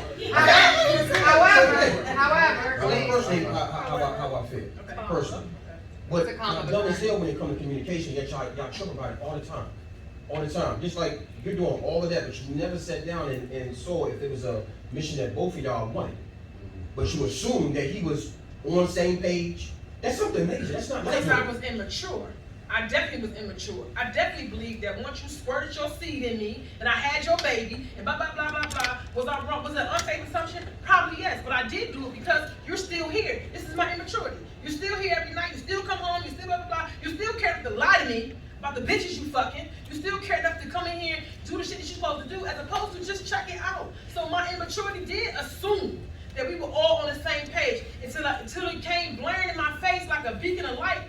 We ain't on the same page. You know why? We ain't fucked in 3 months. He didn't even ask me for nothing. And guess what? In my brain, I wasn't giving to you anyway, but he didn't ask. So it made me sit down at the table and ask him like, yo. But then I'm telling you how God does it though. I'm telling you how God does it. I didn't want to know. I wasn't ready to go. Did you ask for sex? Did you ask? No, not asking did he sleep for. Did you ask for sex? He ain't asked. I did not. You know why? I'm gonna tell you why. Because I had got some prior knowledge prior to that where, guess what? He was in 2 households. He was over in fucking Northeast and he was over in Sea Pleasant. One of my homies who just happened to randomly do some shit at a house, knocked on the door, he opened it like he got a residence there. So I changed his fucking residence right then and there. You wanna live there? You can live there. But at the moment, because I can't do it tonight, I gotta go to work, I gotta go to school tomorrow. Look, I gotta take my kids somewhere. I couldn't do it tonight, but I did. I called myself. I'm thinking he ain't getting ass because I ain't giving it to him. But was that after the fact? Was that after the fact at the end? Was that at the end? Because while you going through this time, it went 3 months without getting none. For 90 days, you didn't think to ask not one time, can I have some dick? Or did you wait till after that? Did you look at that yourself as a person? I'm telling you, I got prior knowledge. Before that knowledge. The anger that I had for that situation, I didn't want it no more. I was asexual then. I had nothing for him. I had nothing for him, towards him. I had nothing to give him. So you went 90 days knowing that, he lived that lifestyle, but you didn't confront the issue. You know why? Because I was piling my shit up, crossing my eyes, dotting my T's, changing my residence and changing his. Absolutely. Absolutely. That car was towed, that phone was off, these lights was changed, that nigga was out. I picked him up and took him to his bitch house. Absolutely. Absolutely. Absolutely. Look, in the black community, for some odd reason, especially for the crack era like us, yes, everything that's left is right, everything that's up is down, and we so used to dealing with people who wasn't necessarily good for us to begin with. This is who you like. You like them in junior high, you like them in high school. The little dorky dude that's now a millionaire with stock options. You know what I'm saying? You ain't want him. Come on with it. You ain't want him. The dude that can really take care of a household right now that you're trying to get bailed out with. You never wanted this guy. Now they wanted the other. You know what I'm saying? They wanted the other guy. Yeah. And so what you start to see is people later on in life, the people later on in life now are talking about all of the stuff that they went through, liking this guy that they shouldn't have liked in the first place. I liked him because guess what? When I met him, I was 16. Doesn't matter. No, I'm telling you, I was 16. And the things that I was adoring and the adoration I had for men is definitely changed. You know what? Real shit, I'm going to be 100% honest with y'all. He had to be tall and had to have good hair. That's it. Yeah. Until I found out what the dick was looking like. Right. But up until then, I had to be attracted to him. He was stupid as fuck. But in the black community, we're attracted to the wrong thing. I agree. You know why? Because that's learned. That's learned. A lot of our daddies want shit. No, I'm telling you, a lot of our daddies want shit. A lot of the men dating, that your mothers was dating, they wasn't shit either, or your sisters or whoever. It might not have been that they weren't shit. Sometimes the United States as a whole, we paint everything in white. So you have these expectations that are completely unreal, and you hold this guy to this certain standard that he could never have. Where did the standards come from? What you saw though? No, it's what they tell you. Unfortunately, it's what they tell you. That's it. Yeah, because if you talk to anybody that has been married for 40 plus years, they got some stories for your ass. You know what? They just keep it away from you. They just keep it away from My you. grandparents, they are dead and gone. May they rest in peace. My grandfather had families across town. Exactly. My grandmother, you know what? That check didn't bounce. Exactly. The bills was paid. Exactly. That was her companion. Exactly. So for real, I saw that. But you can't deal with That somebody doesn't work fucking for somebody me. on you though, right? You said what? But you can't deal with somebody who fucks somebody on you though, right? I can, and I have. But I'm just saying from your Because you know story. why? It depends on the reason. If you bring it to me, if it comes to my door, Right. I'm being honest. Right. It depends on the reason. Right. If you come to me as a monogamous man, and you stepped off on me, like I said, in a situation where I was working night shift. Guess what? I didn't realize that was a problem. Yeah. I thought that when we fucked, it was good. I didn't know that it was a problem, that you needed it at night, because he never expressed that to me. But I realized I took night shift and didn't talk to him about it. But not just needed at night. Lady, man.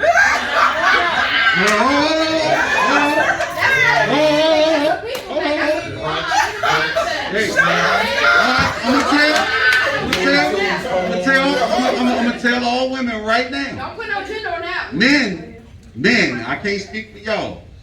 We like flexibility. If you ain't flexible, it really ain't gonna go nowhere. Women do too. You know what I'm Women saying? do. So I think it's a people thing. You know what I mean? It's a people thing. And unfortunately, people who do work at night, you know what I'm saying? It'll never go right for people who work at night. In a lot of cases, yeah. That's not true. No, it's not. I'm speaking in general. I'm speaking in general. You get your night with, and he at night with. That's all you have to do. But guess what? Look, you know what? I thrust that upon him. I took the differential. We had this conversation. I took the differential. I figured, you know what? My kids need me. Because for real, I'm a mother. I'm not no mommy. I ain't no mama. I'm a mother. My kids went to school by me. They was picked up by me. They worked with me. And I fed them every night. And I fed them every morning. So I can go to work at night. So I trusted upon him. He was immature. I think to understand, because he later apologized to me, I see why you did it. But then it was selfish. I need some ass. And you're not here. Shorty across town is there. That's our young man though. That's a young man. That's our young man though. Yes. Where one won't do what That's they why want I didn't hold him up. I freaked. My daddy told me, niggas want to move, change their residence. My daddy told me that. If that's what he want, give it to him. Don't fight with him about it and argue with him about it for what? The conversation was never had for what? This is what you choosing. This is what I know. This is what you let me know. Take care, bro. I don't speak bad on that nigga name. My children never knew about it until they grew older and understood why we aren't what we are, what we aren't, what we weren't. You know what I'm saying? I let them still think. Yeah, what I mean by that, our family dynamic had changed. And I didn't really explain it to them because I didn't want them to hate that man. What he did to me, he didn't do to them. You know what I'm saying? So I waited till they was older to understand, like, hey, this is what happens. What you mean? The things we do as parents, it do affect the kids, by far. I'm saying he didn't fuck around on them, fuck around on me. So I didn't want my experience with him to be theirs before they could understand it. Was he one of their parents? Yes. Okay, so it did bother them because they're looking at it. They want a two-parent household. Yeah. They want that. This is mommy, this is daddy, we own the house. What daddy did, fuck that up. We explained I it. I explained explained the separation. We're now going to go from 4 to 3. I did explain that. I just didn't go into the details. You know why? It was 12 and 8. It was 12 and 8. And I want them to still call him on his birthday, still call his mama, still go over there with all the babies that they had over there, still do all that with an open heart. I have a question. Yes. I'm sorry. I just want to ask, so you were saying that, you worked at night, you took care of this, took care of that, What was his plan? Yeah, that's I was wondering. We had a 5-year plan. Early on, we had a 5-year plan. I found the house that I wanted. I found this. I found that. I signed up for school. I'm telling you, I signed up. Hold on, I'm gonna stop you right there. Okay. You keep saying You planned No. the house. You did everything. You did. So Okay, what role did I'm going to explain it to you. So in our decision for this 5-year plan, I was going to take this, once I decided to work night shift, I did tell him, we decided it was going to be for 5 years. You know why? I went to school during the day, I did whatever, he was going to keep our children.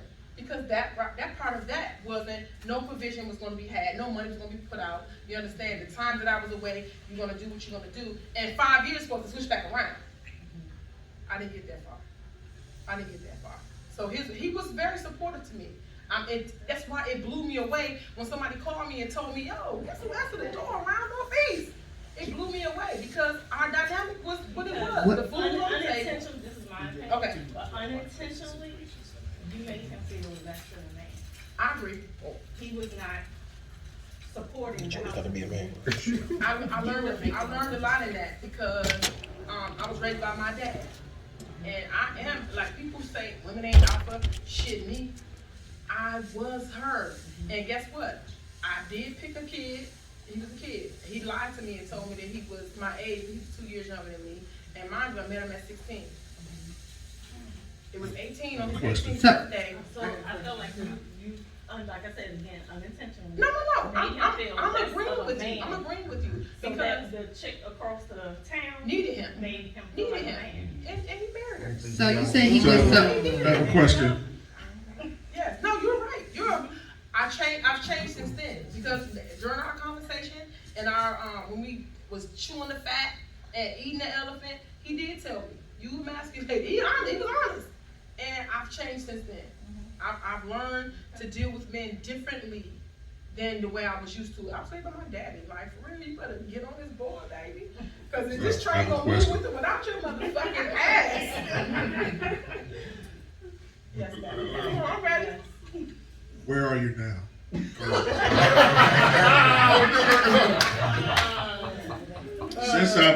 Since we met Kiki, and we done had a lot of conversations over these 3 years, Yes. right? And we've had conversations in which you said things like what you just said, what you just said. We talked about that in 2018, word from word. So I heard it before. So I'm asking you, where are you now?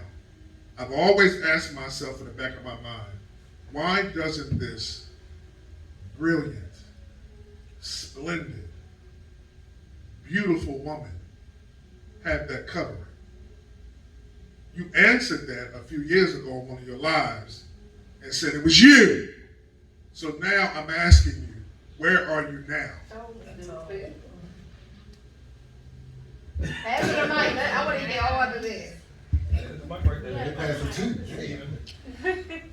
Scared. Yeah, that ain't gonna work.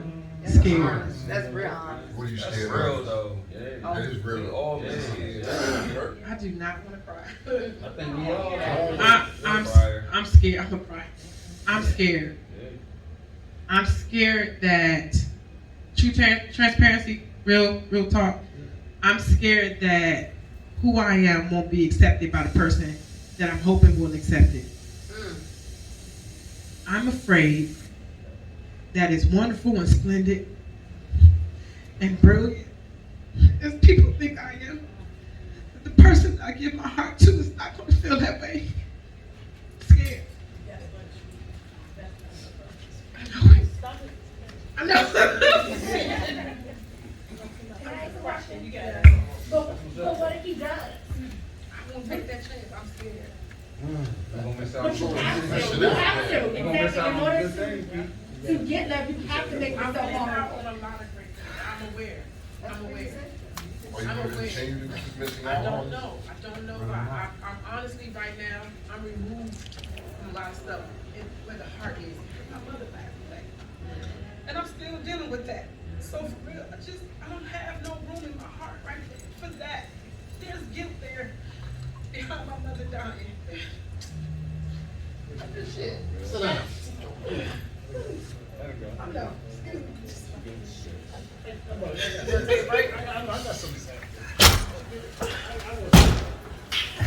Got Mike down there. It's a perfect time for intermission. I'm just saying, it's gonna hurt a lot of people. I don't know how they're gonna take it. I watched a documentary one time about genders, and males and females. And it goes back with maturity level also. They said they were changing a little boy's diaper.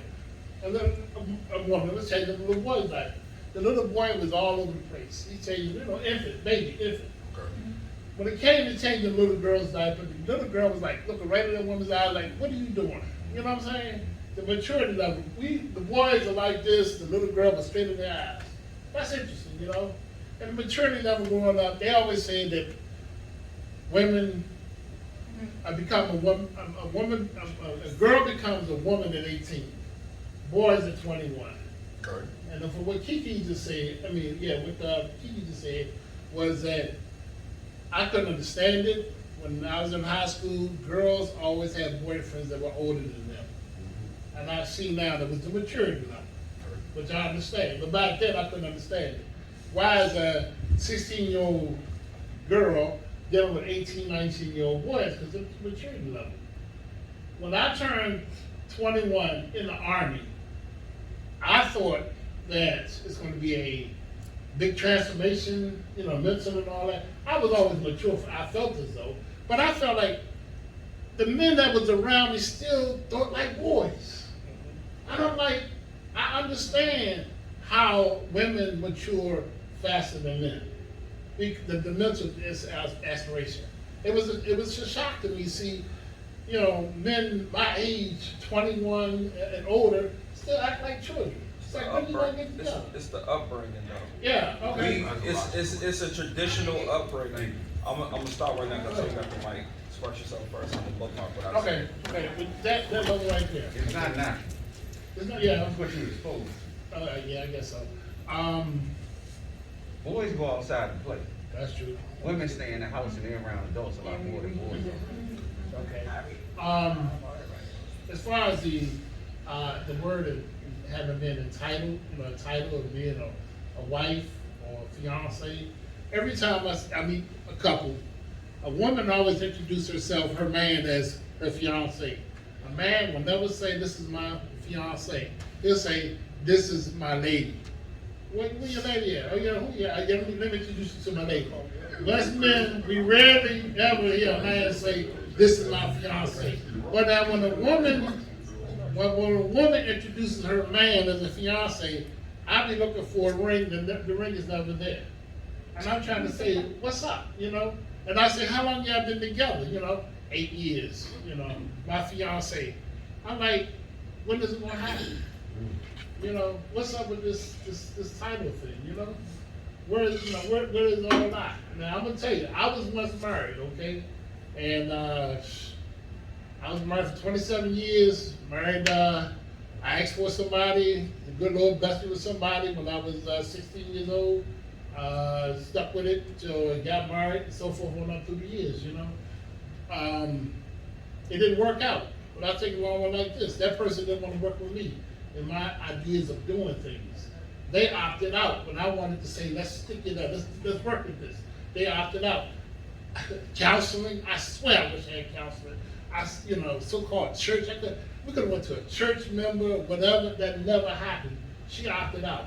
But me, now, back into me being out here dating and everything, every time I'm in a relationship, I'm hoping it'll go to marriage, At the same time like this, I would build a wall with whoever I'm with. The person that I'm with is that this is what my foundation, and anybody try to get into it, I'm like a pit bull. I'll tear that ass up, And I'm expecting the same because we're supposed to grow up as one. Children and no children, we are together. And people need to understand that part. So that's all I gotta say. Let her go. She knows. I just want to address something that you said earlier. I didn't get to address it when you said it. And I almost forgot it.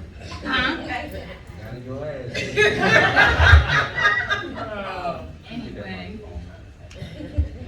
you made a comment earlier about, you made a generalization about young ladies growing up, and we didn't want the nerve, we didn't want the door, we didn't, The black we community. wanted, okay, yeah, we all right here as far as I can tell. Okay. Simpsons here. And Chop Chop.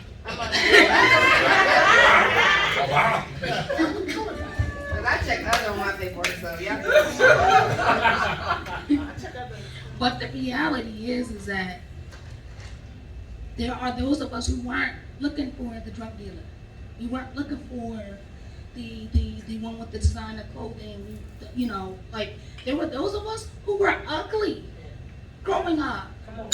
There were those of us who wouldn't get the first or the second look. I don't mean to cut you off. I said generalization. That doesn't mean necessarily you. And I said generalization as well. I recognize that. I'm just saying. Right. Like, show both, in my opinion, show both sides of it. Yes, there were those that went for that particular type, but then there were those of us who were nothing. Listen. And I'm speaking as a guy who's been on both sides of the fence. I mean, this is being recorded, so I ain't trying to look at the camera, but I mean, He got on 5 masks. Kiki know me. I'm on both sides of the fence. You know, it's very few people who've had experiences like me. And I'm telling you from the experience on both sides, and I'm the one who actually date women. You know what I'm saying? I'm trying to let you know that in the black community, unfortunately, a lot of women love dating guys that they know are not necessarily the right ones for them. And I'm not disagreeing with you. That's all I'm saying. I'm not disagreeing with you. It's I'm safe to do just so. It's safe to do stating, so. I'm just stating that there's another side to it. You know what? I'm gonna give you an example. When I was 22 years old, I bought my first house. Bought it in a neighborhood where bullets was damn near grazing my ass every day. And it was funny because certain women that I would date, and when I was young, I didn't understand it, but as I got older, I did. But certain women I would date, they would say, "Why are you with me?" I'd be like, "Damn, shorty self-esteem shot like that." But she would say, "Why are you with me?" Then I date another one. "Why are you with me?" Then I date another one. "Why are you with me?" And it got so bad that they would ghost me because they were really like, "Well, why is this dude really with me?" You know what I'm saying? You had an ulterior motive. No, it wasn't ulterior motive. They really thought there are levels to this shit. You know, I don't want to like sugarcoat it. You know what I'm saying? At the end of the day, there are levels to this shit, and a lot of things that are that exude ambiguity is that people truly don't even understand. They truly don't even understand the level that they actually on. You know what I'm saying? And so when you don't understand the level that you're on, things become ambiguous and confusing to you. You know what I'm saying? And when they become confusing to you, you become counterproductive. The hustle backwards. You know what I'm saying? There you go. And this arrested developmental state that we're all in is leading us to these conversations that we're having. You know what I'm saying? Absolutely. And this is what you're seeing. You're seeing a lot of people hurting from the people that they dealt with. Listen, you grow up watching The Cosby Show. And it's amazing how many women literally would date the dope boy. In their mind, they think they could change Future into Heathcliff Huxtable. No, I'm serious. I'm serious. They really believe this shit. You know, now I grew up, and I ain't gotta say who I am, but I'm who I am, and I got a program. And even the niggas that know me follow my program when I was coming up. So I always thought for myself. You know what I'm saying? But, you know, when I was young, I'm just looking at the world. See, I see the world through a bird's eye view. You know, not no shit that's just in my face. You know, some people can't see the forest from the trees. But when you start understanding life, and you start seeing how easily swayed and manipulated the mind truly is, you know what I'm saying? Then you really start understanding the game. A pimp can't be a pimp without the hoe. You know what I'm saying? One love language. Words of affirmation. And so when people say women are more intelligent than men, I think they take earlier strides young, you know what I'm saying, as women. But as logic tends to dissipate and emotions tend to become more and more present, it tends to lead them down a rabbit hole where a snake could be at the end of that joke. You know that's taught though? You know that's taught to be more emotionally driven. You're emotionally driven, right? It's taught that. Right. That's taught. And it's You know? encouraged. So I could say, if I It's sat down with one of y'all, I could sit down with all of y'all one-on-one right now. And she might be the golden goose out of all y'all. You know what I'm saying? Because she really kind of understands. That's why she's been married twice. You know what I'm saying? But the average woman, if I sat her down and say, well, why didn't this happen? Why didn't that happen? They're gonna always push it off themselves and say, well, the environment caused this. My mama caused that. He did that. She did that. You know what I'm saying? I can stand on my block and say, I did that shit. You know what I'm saying? When I was young, I was like, I did that shit. What you gonna do about it? You know, but now that I'm older, you know, what you gonna do about it? That caveat is gone, but I call the police on you, but you know what I'm saying? So, and this is why you have these open-ended situations. Like your life is open-ended right now. And if you don't want to get married and stuff, let me tell you something, man. You know, you hear this time and time again. Y'all completely outnumber us. Completely outnumber us. I live in a building right now with 242 units. Kiki, tell her. Let me tell you something. The dudes that live in my building are divorced and loving it. The white women in my building, they get married at all ages and leave. The black women in my building, they're getting old. I got one right now. I'm not going to put her on blast. Y'all seen her on television. She's a prominent figure. She lives in my building. I've seen her go from thinking that she is the shit. She's walking with a cane right now. And people are dropping off groceries at her door. So for all of you, like the young lady right here who said that she's good being by herself, you say that right now because you're young and you're mobile. Right now. But let you get a hip replacement, like my friend. Tell that ACL And we leaving groceries on her doorstep too. You know what I'm saying? Like, I'm one of them dudes, you call me 4 o'clock in the morning, I'll be there. You know what I'm saying? But at the end of the day, when this pandemic first jumped off, a lot of females that I knew started calling me. They was like, yo, I need a gun, I need a gun, I need a gun. I said, well, you know you gotta protect that motherfucker now, right? And see, let me tell y'all how y'all not built, no matter how the world tell you you built. If I kick your fucking door in, like y'all know me as that nice guy, you know, his eyes are brown, you know what I'm saying? He's a good guy, he got a good job. Well, let me tell you something, if the lights go off for 90 days, and I'm protecting my shit first, after 90 days, I'm coming to go get your shit. And so y'all can go to all the training courses you want, learn how to take care of y'all. You know, I'm like, you got a daughter, you got a son, you know you got to protect them. Y'all, in y'all mind, since y'all think it's so sweet to get in your car, put gas in it, go to the grocery store, go to work, and come back home. Let some shit really kick off, but I got to kick that fucking door down and take your salmon cakes. You know what I'm saying? I'm gonna get them salmon cakes, and no matter what, let me tell you something. I told one of my friends. I said, listen. She finally got her gun. I said, keep it cocked and locked. Put it in a holster. Put it in that top drawer. Said, somebody come in our house, don't hesitate to use it. But in my mind, I know for a fact if I kick that door, she gonna pause. She gonna freeze. And I could do anything. And I could do anything that I want to do.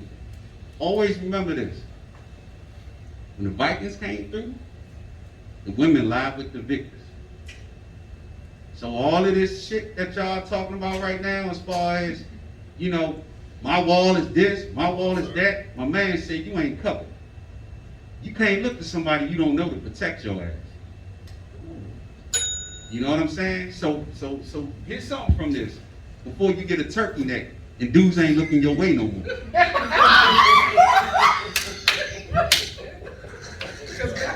Real talk. How many songs you got left? How many songs you got left? Have you ever seen a 70-year-old man put in a porno tape to look at a 60-year-old woman? No. Exactly. So I'm gonna try and tell y'all why y'all got a little bit of years left on you. Put yourself out there for you to meet somebody that's nice, because when your walls become an echo chamber. Well, the fact of the matter is, I have to be ready. I can't push myself to a point where I'm not ready. Starting, how long is ready, man? Again, my situation is that's last year. Get That's fine. I get you. Yeah, and that's good because and I respect that because you don't want to put somebody that you could potentially meet through. But that's why you need therapy. I'm in therapy. And until you feel like you can get to that, but okay with that. good. But at least you're making strides to do that. Some people aren't even doing that. You know what I'm saying? Some people don't even recognize they have it. You have to recognize the issue. So I'm just saying that somebody who was, I am the good guy, you know, but I had bad qualities. And I know people that's on both sides of them fences. You're human. You get what I'm saying? You know, I'm just letting you know that from the women that I've dated in the past, they like bad boys, man. They love bad boys. Y'all love bad. Stop faking this shit. All y'all dated hustlers and all that stuff. That's All y'all dated hustlers. You know what I'm saying? If you ain't date no hustlers, you got and they're the ones that be single again on Facebook every year. You single again? listen, when your ass get old, if your ass is old and you leaving quotes on Facebook, God wants, you know what I'm saying? If you at that stage, then life is, you know, it is what it is. It is what it is. You know, let me tell you. So, and the last thing I'm gonna leave y'all with is this.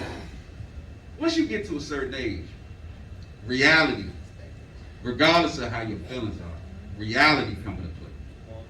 And as you see people, you can see it on Facebook, as they get older, they get more attention. You know, I gotta throw a thirst pitch out. I gotta say a quote. I gotta put all this shit. Your walls is like a fucking armor that's saying, it ain't me, it's you, motherfucker. You know what I'm saying? It ain't me, it's you. You know what I'm saying? It's everybody else but you. You know, when I wake up in my bed and I look at this and I say, thank God, like, I can't even believe I'm doing what I'm doing, because I was doing some shit totally different. You know, but God look back at me and be like, well, I showed you how to move, and you actually followed them yellow brick roads, man. You know what I'm saying? So put the onus on yourself, take responsibility, and if you're really serious about meeting somebody who's worth something, put yourself in a position to meet somebody who's really worth something. If you're going to the fucking go-go, what you expect? You know, you get what you can. You know what I'm saying? If you go to the old Epic Grill, you're going to get what you can. Unfortunately, the bottom of the barrel in the Epic Grill is going to be 100% better than the dude at the Familiar Faces show. You know what I like? I like that this can be copied and pasted for women and men. I'm going to give y'all a short story real quick. Interrupting you respectfully. I had a client that came in yesterday, and she had a crack load of surgeries. So the estimate, because she said this to me, and I quote, she said, you know what? When I was making this money, and I was working, and I was GS this, the niggas ain't had shit for me. Like, I let them know, like, it's me. Like, I'm the fucking prize, right? She had a surgery. She's probably listening too, so I'm not going to mention your name. But she had surgery, and she had all this stuff going on, so she's building herself back up. And she told me, she was like, I don't even feel comfortable putting myself out there, because the things that I had, you know what I'm saying, men ask me, what you bringing to the table? And I said, your thinking is stinking. It was stinking then, and it's stinking now. I said, them Taco Bell bitches got men who want to marry them. Right. Them Wawa bitches, excuse me. 600 pound life. Not bitches. All got men. I'm gonna get that They washing their ass with a bucket. First of all, her mind was already jacked up, because she think that since she did this before she had an issue. Here's the problem. You a government employee. You a civil servant. You ain't shit. I'm a government employee. Yes, you are. Let's be real. You on a pay scale. The DC area is the only area where black folks will make over $100,000 and feel like they just fucking own the world. They own everything. This is some bullshit. You know what I'm saying? I got my own this, I got my own this. Yeah, motherfucker, and you paying 100% of the bills by yourself. And when you pay 100% of the bills by yourself, do the fucking math. Your ass gonna be working till 70 years old. And these people don't even understand it. This world ain't made for you to be by yourself. It's not. God did not intend it to be that way. That's right. So even though I'm by myself, now I can literally say I choose to be by myself right now, because I put myself in a position where if at 43 years old I get married and I drop 2 babies, I got enough stash to send their ass to college and everything while still retiring at the age of 57. Yes. But see, I've been a student of finance to put myself in that position. You get what I'm saying? So I got my shit rolling where I take somebody with me. She could be at the height of her career. When I turn 57, I say, baby, quit your fucking job. Be straight. You know what I'm saying? But everybody don't have that opportunity, and I don't have the expectations that these brothers can do the same thing. But they're going to give you the best that they have. You know what I'm saying? For them to be sitting here on this front row right now, these are actually the brothers you might want to be seeking out. Full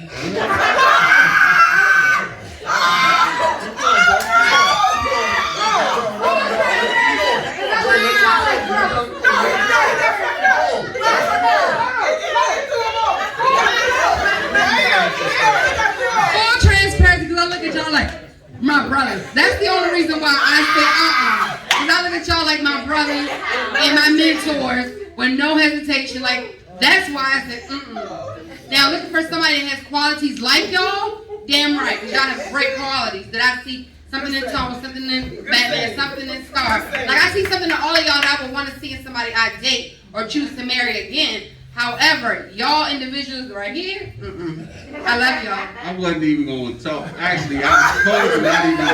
I wasn't even supposed. Y'all told me to. Y'all said you going to say something. But all I'm saying is this, man. Sometimes you got to come to a come to God moment with yourself. You know what I'm saying? And understand who you are. The purpose of black people on this earth, when it comes to white folks, unfortunately, or the American structure, is for you to never know who the fuck you are. And so how can you give somebody some of you when you don't even know who the fuck you are, because you've never been trained to understand who you were? See, I know who I am. You know, fortunately, you know, when I was young, my father, he instilled in me by me just looking at him, you know what I'm saying? All right, I know who the fuck I am. I know how I need to move. You know, even though he'll say certain things that went in one ear and out the other, because when you're young, you think you know everything. When did it take place? When you finally figured out who you are? So when I figured out who I was is when you start smelling the curb. I've been trained a certain way. So when I start smelling the curb and you start meeting people, you know, when you look in their eyes, you won't see nothing behind that shit but the devil. That's when shit get real. You know what I'm saying? That's when you realize that the world is out to get you. Everybody don't have that capability of understanding that Yeah, either. everybody, you know, it's this sixth sense nature that certain people have where they can always kind of pick out characteristics. Me and Kiki, we homies to this day because we cool like that. You know, we cool till I get sent off in my Cadillac.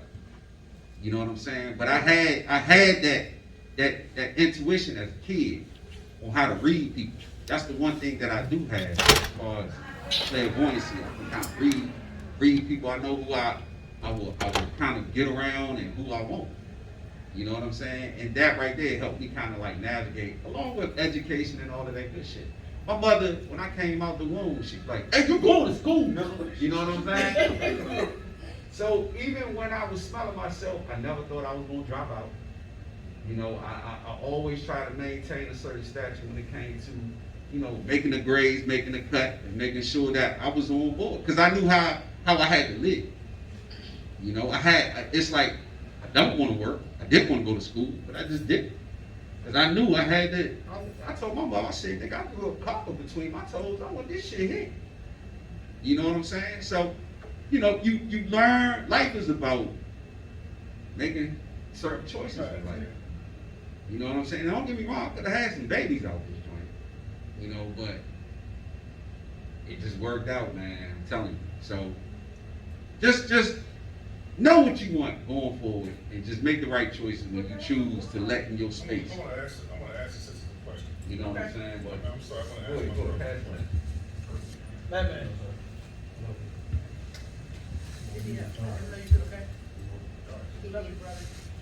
Sorry to be preaching. No, You good. I ain't get to throw you off like that. That's offering plate around here. You did, man. I know it. I told you you was gonna stay right. I told you this. Look, I'm gonna ask a question and then let's take like a 10-minute break. Yes.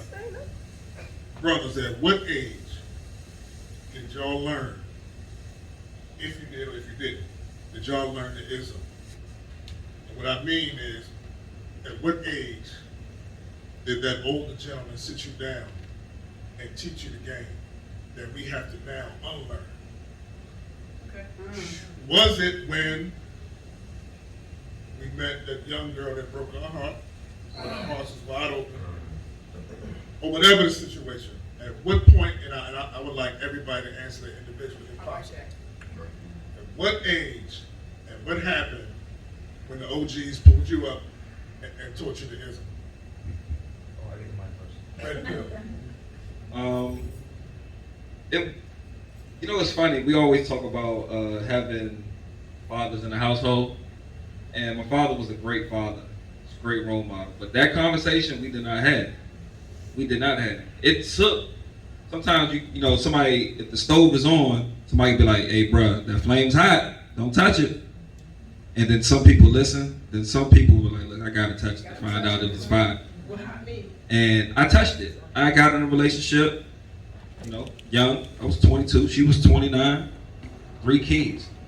I was damn near stepdaddy. And I jumped all the way in. And that's when I learned life, honestly. Because I was with her for almost 5 to 6 years. And that was the first time I was like, I might marry somebody in this world. And then it was a gut feeling like, nah, you should not marry this person in this world. And I got a lot of rude awakens. I got a lot of upsets and heartbreaks. And that's what I learned about how to grow the fuck up, you know what I'm saying? Realize what's out there in this world and stuff like that. So I say that was probably the most monumental point of my life that made me open my eyes to a lot of things. It didn't make me perfect, it didn't make me the best of who I am that's walking right here today, but it started that path. So I'm gonna say that. So did you have an OG? Did I have an OG? That sat you down and taught you the game that you now have to unlearn?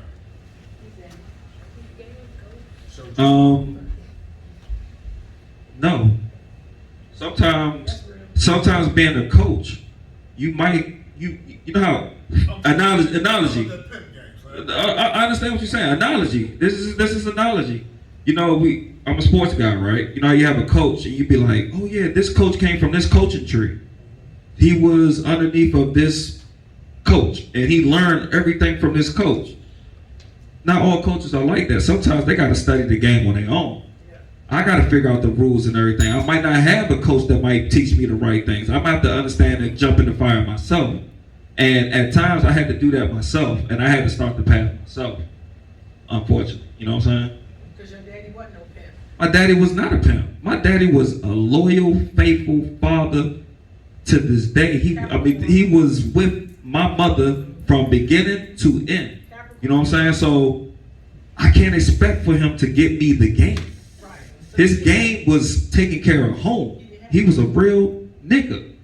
You know what I'm saying? He was a real daddy. He couldn't prepare me for the bullshit that was out in the world because he escaped the bullshit because he found his wife. You know what I'm saying? So I had to experience that on my own. You know what I'm saying? And I'm not saying that he didn't. It was a headache. And I'm not saying that he didn't have the answers for the problems that I just didn't feel like I should go to him because it wasn't a familiar territory. And if he was a player, then I would say, Daddy, teach me the game how to be a player. So can I ask you? Go ahead. Answer. Who did you go to for those player questions or those player scenarios? My peers that was actually players that actually had multiple women. And I'd be like, bro, what are you doing? Like, how is you making this happen? How you got all this time in the world? What are you saying to these girls? I talked to the ones that was actually in the fire. I didn't really have no OGs to talk to me like that. The whole time the OGs was still in the fucking fire. They were still acting like little niggas, you know what I'm saying? So The OGs at that time was like the crack era, like you talked about earlier, the 80s. Yeah. And then a lot of these OGs was crackheads they damn self, so it wasn't somebody you could really go to. Come on, thank you for joining us, I've been real and Funk. Thank y'all for joining us. And T. So for me, my dad didn't really teach me a whole lot. He was in my life, but he didn't teach me a lot. I had to more so watch. So I watched him. As far as OGs, I didn't have any OGs because I was the type of person that I was always seeking out wisdom on to keep making the right moves and not the wrong moves. So, Was that hard? yes, because I have a honesty moment. I had trust issues. Can't believe everything you're saying. Everybody tell you can't trust everybody, especially on their word.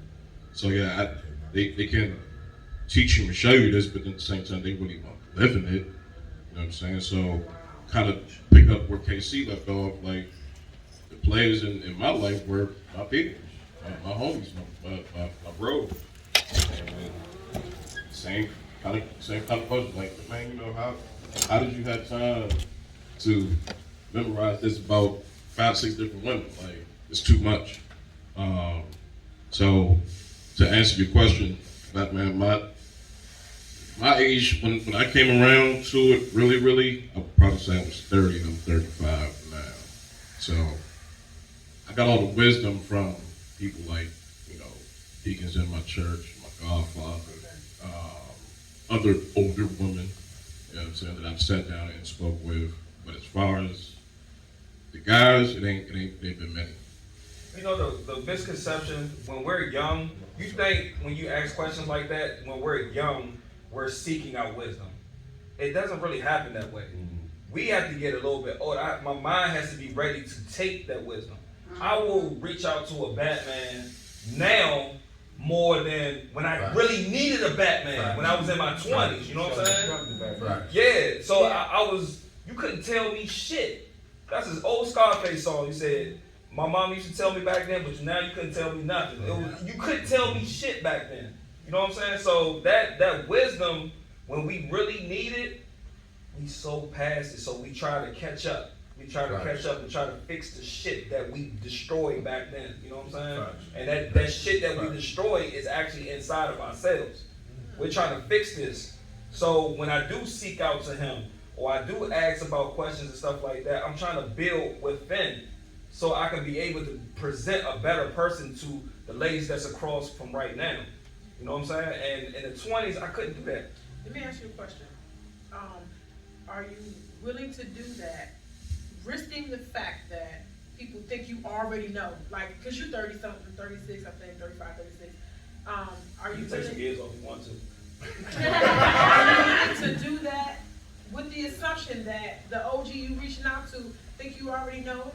Because some people won't do it because people think that we already have that. Like, and it's an embarrassment thing. So would you reach out now to an OG as a Batman or a Trey or a Mr. Arthur? Would you reach out to them or a Funk, you know what I'm saying, in your state? Yeah, I would, because... Would you have a caveat or a disclaimer that, hey, I know you probably think, man, would you do all that? Or just straightforward? I will hope by me reaching out automatically make them think that I don't know it all. You know what I'm saying? So it's like, right, you know, I'm sorry. So back then, in my 20s, I think I know it all. So I wouldn't reach out to him. I'm in my own lane. I'm doing my own thing. So when I'm in my mid 30s right now, I am reaching out because I'm ready to seek some knowledge that I should have. Like, it's a guilt thing. It's like a thing in my mind. Like, yo, you should have been hip to this shit. You should have been know how to treat a female. You should have been know how to carry a relationship. You should have been know how to be a man around the house. You should have been know how to know about stocks, bonds, and all that shit. You know what I'm saying? So you have to come to a reality with yourself first before I even reach out. And once I reach out, I hope that he takes my reach out as genuine as, you know what I'm saying, as me proposing for his advice. Question. I'm sorry. How does one reach you? How does one reach you? So let's say if I hear you talk, or if I see what you write, or if I listen to your proverbial philosophies, what I call, you know, what you write on your page, you know, I'm always sharing it, whatever, right? How does one reach you? Because see, at 52, I've been through everything that you've been through, and a little bit of what you're gonna go through. So how, and because the brother said there's levels to this, right? how does a man like myself, before you reach out to me, how do I reach you? When you say reaching out to me, I'm still seeking advice, or you seeking advice as an older gentleman? Repeat No, yourself, if I repeat am. yourself, because he didn't get the question. I didn't hear the question. I'm sorry. Being as though I'm 52, everything you've been through, I've been through it. Right. And a little bit extra, right? So the reason I say that is because I listen to you talk, I read what you write, what I call your proverbial philosophies, right? I read them, and I see into them. So how does a guy like me, who feels as though I've been where you've been and know where you are, right? Like, for example, I was waiting, and it's real talk, man. I was waiting for you to hear you write or say that I'm stressed. I was waiting for that. But I was asking myself, when can I get you away from everybody else, where it's just me and you? You feel what I'm saying? So how does that happen? How does somebody like me get you away, where it's just me and you, away from everybody else? You have to take, I have to take the onus of accepting your invitation. So you can see that I'm stressed, like brother, because you had before. And I haven't taken the opportunity. Like, so you say, brother, I see you stressed. Let's have a sit down, let's have a conversation on Friday or whatever day, and let's talk about this. You did your job. You did your job. Now it's my job to accept that invitation. If I don't accept that invitation, I'm not ready. That's his question. I'm not ready. So, as you being the older guy that been through everything, your only job is to send out the invite. You're not obligated. You're not obligated to heal me. That is not your job. That's not anybody's job in here to heal somebody. And we gotta understand that. Because we always take the onus of, oh, he's hurt, I gotta heal him. Y'all ain't God. Y'all made in God's image, but guess what? It's not your obligation. You wake up every day, you live your life. It's not your obligation to fix his fuck-ups or fix that person's fuck-ups. So if I'm dealing with stress and you reach out to me, you did your job. Now I have to understand, I have to be aware of my actions. I have to be aware and I have to understand that I want to fix this stress. And when I do fix the stress, guess what? We'll be sitting across each other from a table and we will be discussing this issue. No, that, but you also gotta have a willing, open mind to accept. You know what I'm saying? That's what you're saying. No, I'm just saying, like, you're saying, just gotta understand that the realness is gonna come from an OG like yourself, and be willing to accept it, because it could be some crucial constructive criticism, and a lot of people can't take that. A lot of people can't take constructive criticism about themselves and be willing to accept, like, I fucked this up. And this is what I need to do to fix it. And this man is willing, like he said, is willing to sit across from me to help me fix it. That's the thing about therapy. Like, we all talk about therapy, but that's like, we don't go to therapy because we don't want, one, we think we're not broken, and two, we don't want to hear that harsh reality. From somebody who don't fucking know you. Like, you don't fucking know me. You ain't been through the shit I've been through. Tone, I'm gonna let Tone speak first, but I wanted to sanction, I want to knight the people in here who are 40 plus, and if you are an OG, like, that is a negative in our community. To have somebody younger come to you, that's your business to figure this shit out. You know what I'm saying? You are knighted. God blessed you enough to live in your, because people always say, you old, just keep living. Y'all 30-year-olds, y'all keep living and find out when your knees sound like Nestle Crunch. Keep living. When your mega needs fail you, keep living. But it is an honor to have someone call me an OG or call me mom. Like, I got people in my shop, people don't know how old I am most of the time. Let's tell me about children. They don't know how old I am. But a lot of them, they will come to me for advice, and I love it. I live for it. One, you think I'm wise. Two, you know I listen. Three, you value what I'm saying. So when these young people come to you and call you OG and they seek advice from you and they do whatever, that's the time you should give it. Like, I'm not a person who will offer a lot. I don't offer shit. I don't offer information. I don't offer pussy. I don't offer cake. I don't offer nothing. Liquor. I don't even offer liquor. I don't offer nothing. But Lies. That's a whole lie. Look, that's a whole lie. Hey, you want to have a drink? Everybody, you got me. They said,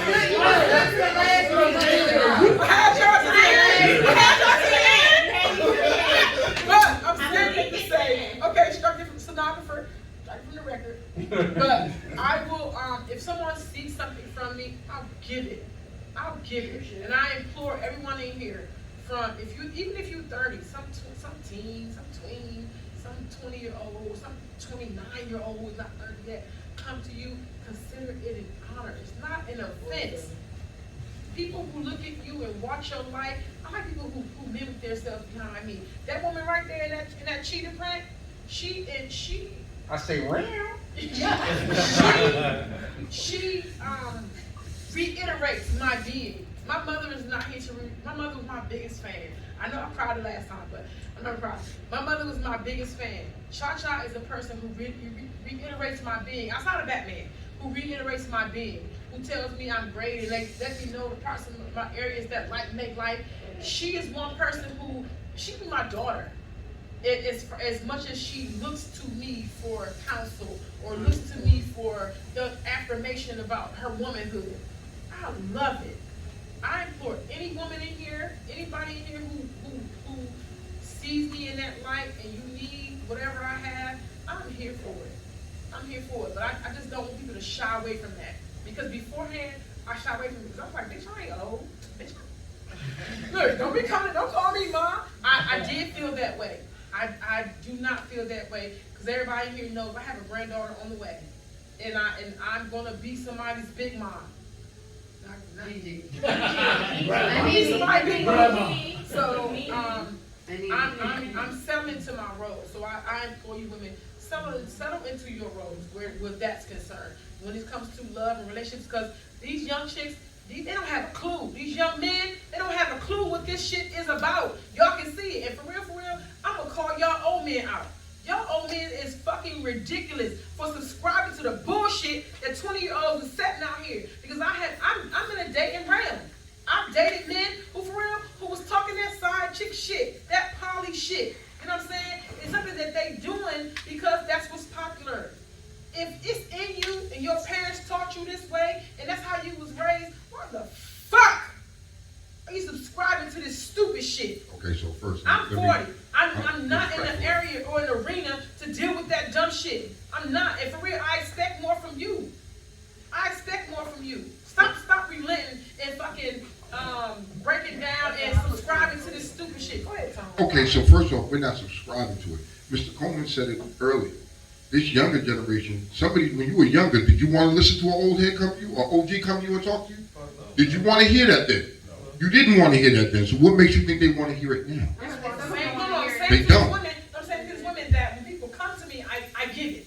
I ain't offering shit. I ain't offering nothing. You just called us out.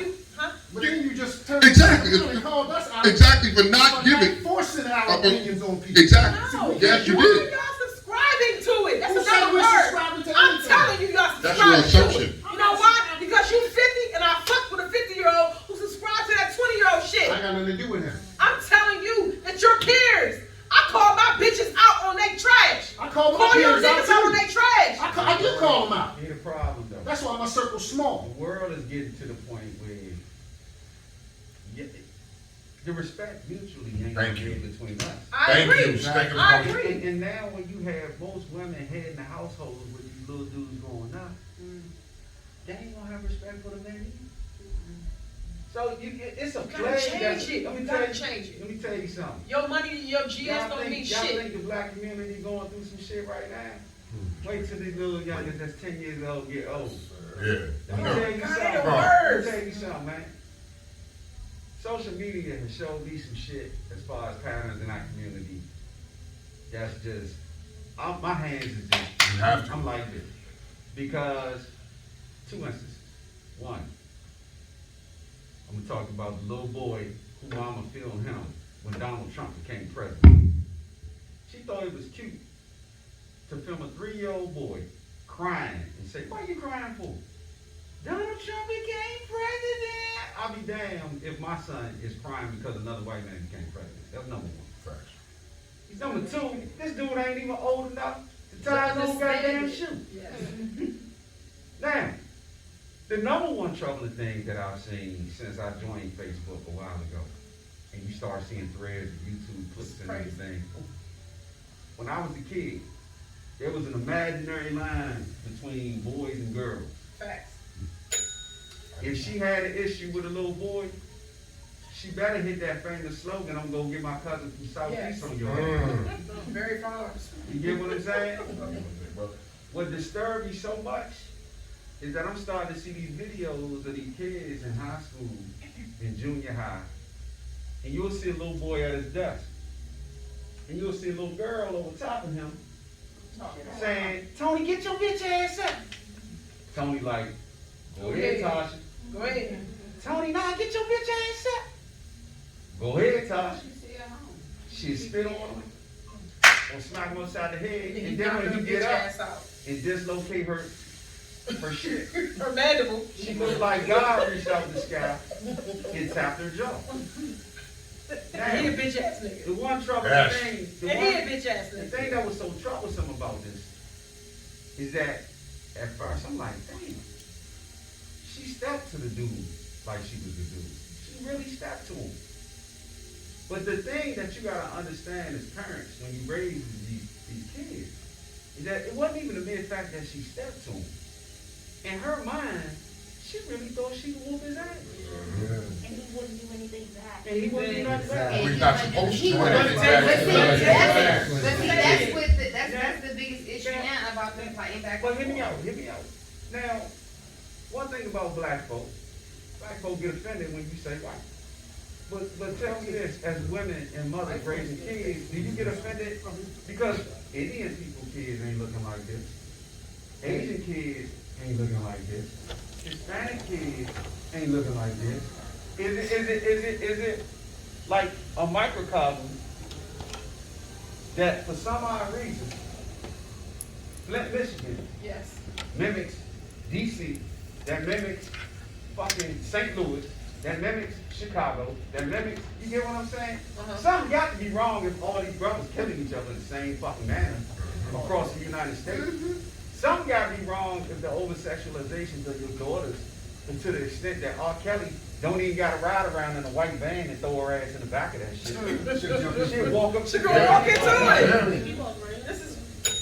You get what I'm saying?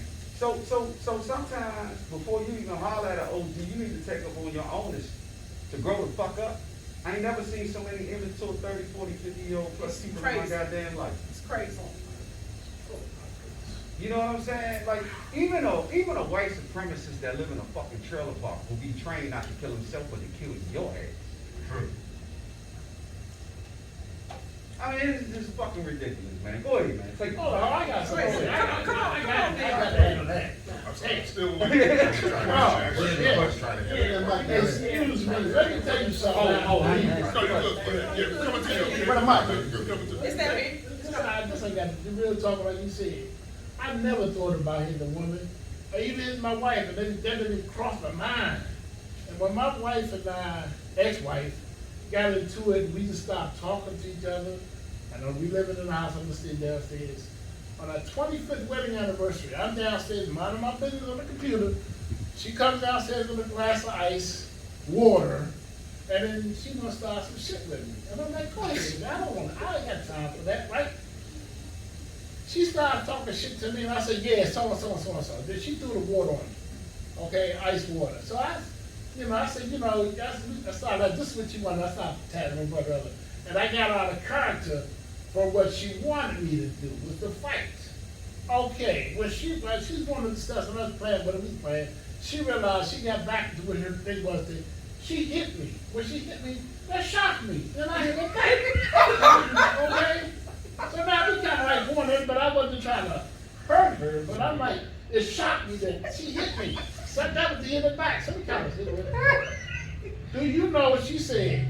Nah, motherfucker, you hit me, I'm gonna call the police. I said, hold up, wait a minute, don't do that. I have a job. I was working for the fire department. I can't afford to get a domestic charge on me. after so many years, you know, blah, blah, blah, it'll make a difference. She called the police, and I'm like, don't do that, don't do that. I went in the kitchen, I went in the bathroom, looked at myself. Me being red, I had a scratch on my neck. So when the police came in PG compared to DC, because I work for DC, you get about 20, 30 cops, you call somebody in DC. In PG, you only get one person. That's like an hour later. Yeah. Okay, that cop came in there, as soon as she came, as soon as the cop, white cop came to the door, you know what she said to the cop? She told the cop, that's my husband. We haven't had sex in a year, he beating on me. The first motherfucking thing came through her mind. I'm like, what the fuck you want him to fuck you? They fucked my head up, you know? So she said he hit me and blah, blah, blah, he beating on me. I'm like, look, sir, we have no disagreement. She hit me, I hit her. I said, you see where she scratched me right here? The white cop's like, look, I don't want to arrest somebody up here. I suggest you all just go the 7 ways. I went downstairs, I said, thank you, you know what I'm saying? But I was scared, because I swear, I didn't want to get no domestic charge. Right. Lose your job and everything. My job, my career, right? Because she felt the way. Nah, because she started it. That's what I'm saying. Yeah. It was not my ambition. I never thought about it. I never touched my wife. I ain't know what other blah, blah, blah. But she hit me, and that brought me out of my character. You see what I'm saying? But I'm just saying, like you were saying, you know. That's the thing, and then All right. the story. So let's get back to the question at hand, because I see where everybody's going. And Batman did ask a question. You know what I mean? And so far, Casey is the one, he answered it. And some of the things, and so some of the things that Casey said, I can relate to, even though I'm older than Casey. I'm in my 40s, right? My late 40s, right? I can relate to him, because I came from a home where the father figure wasn't the father figure. You know what I mean? And when you have a mother that tries to be mother and father, she can't do both. Okay? So when you I had nobody to turn to. So I came from a family that, you know, the family wasn't a family, they were more like individuals. Everybody was out off on their own, and they never came together. You know what I mean? So you had nobody, so there was nobody for me to really turn to coming up. So the people I decided to turn to were like the people from the block. You know what I mean? Some of the older dudes on the block. But mind you, these are the days and ages where the crack epidemic has taken over. So now as a young man, I still have nobody to turn to give me that knowledge, that, you know what I mean, that pimp knowledge. I'm trying to figure this shit out on my own as I go along. And along the way, I made a lot of bad mistakes. You know what I mean? And dealing with relationship-wise and everything. The end result is I spent a lot of years in the penitentiary behind that. But in the penitentiary is where I started to gain that, and I was able to go to the older guys and sit down and rap with them. And instead of talking about the bullshit that these younger dudes was talking about, I was starting listening to what they had to say. You know what I mean? And the older gentleman, his name was Muhammad. He took the time out to show me the game of chess, right? And it broke it down to me that this is life. This is exactly how life is played right here. So I took to that, because I didn't have that. So that was new to me, and it was like, wow, I'm eating all this up. You know, so I'm fortunate to say that I'm in my late 40s, because most of my peers didn't even make it to that age. They're not even here right now. So we are blessed to be here, to sit here and talk to each other about it. You see what I'm saying? But to answer your question, it was older dudes that I met in the penitentiary. And I learned how to have that game. I couldn't go to my peers, because I was locked up and they was in the street. You know what I mean? I'm watching niggas in jail run females, but you know what I mean? At that time, I'm trying to survive. You know? I went to the older dudes, and I started gravitating towards them to get that knowledge. And it went from as you move from jail to jail, you gravitate to them dudes, because now that's what you come accustomed to. So when I got out, my mindset was a little bit different now. You know what I mean? I'm a completely different person than I was when I went in when I was like 18. You know what I mean? I come out now and I'm like 25, and I'm like, okay. I'm fresh to the street, I hit the block. You know what I mean? But my mind was different. And I still running into these same dudes that was doing the same shit. You know what I mean? And I didn't have nobody. Now I meet my real father. Whoa, pause. Because now everything changes, because this is the man that, wow, that's the man right there. And watching how he handled things and the knowledge and the things that he started to teach me, I stayed up underneath my daddy's wing. And still to this day, I can look at all of y'all and say, I'm still under his wing. You know what I mean? Now, I can get wild and raunchy and crazy on Facebook, But that's what y'all see on Facebook. That's not what y'all know as a person. You know what I mean? The person is, when I'm off Facebook, I'm going to these brothers. And I want to talk to these brothers because they have something that I don't have that I need to make me a better man. So I outgrew that game of that pimping and that pimp shit, man. Fuck that. That shit was whatever, man. You know what I mean? It became more about, like you were saying earlier, the stocks, the bonds. Because in our community, we not being taught this at that younger age. Yeah. We need to teach our kids now. When they small, you need to start teaching them that shit now. That should be something that's implemented because quiet is kept. The white folks are teaching their kids that. You know how we sometimes blame the women for getting madder in their older states, looking back on their past and saying, well, shit, maybe if I move this way. But for real, for men, you know, a lot of times we cry out by romanticizing being poor. Yes. It's the same damn behavior. Yeah.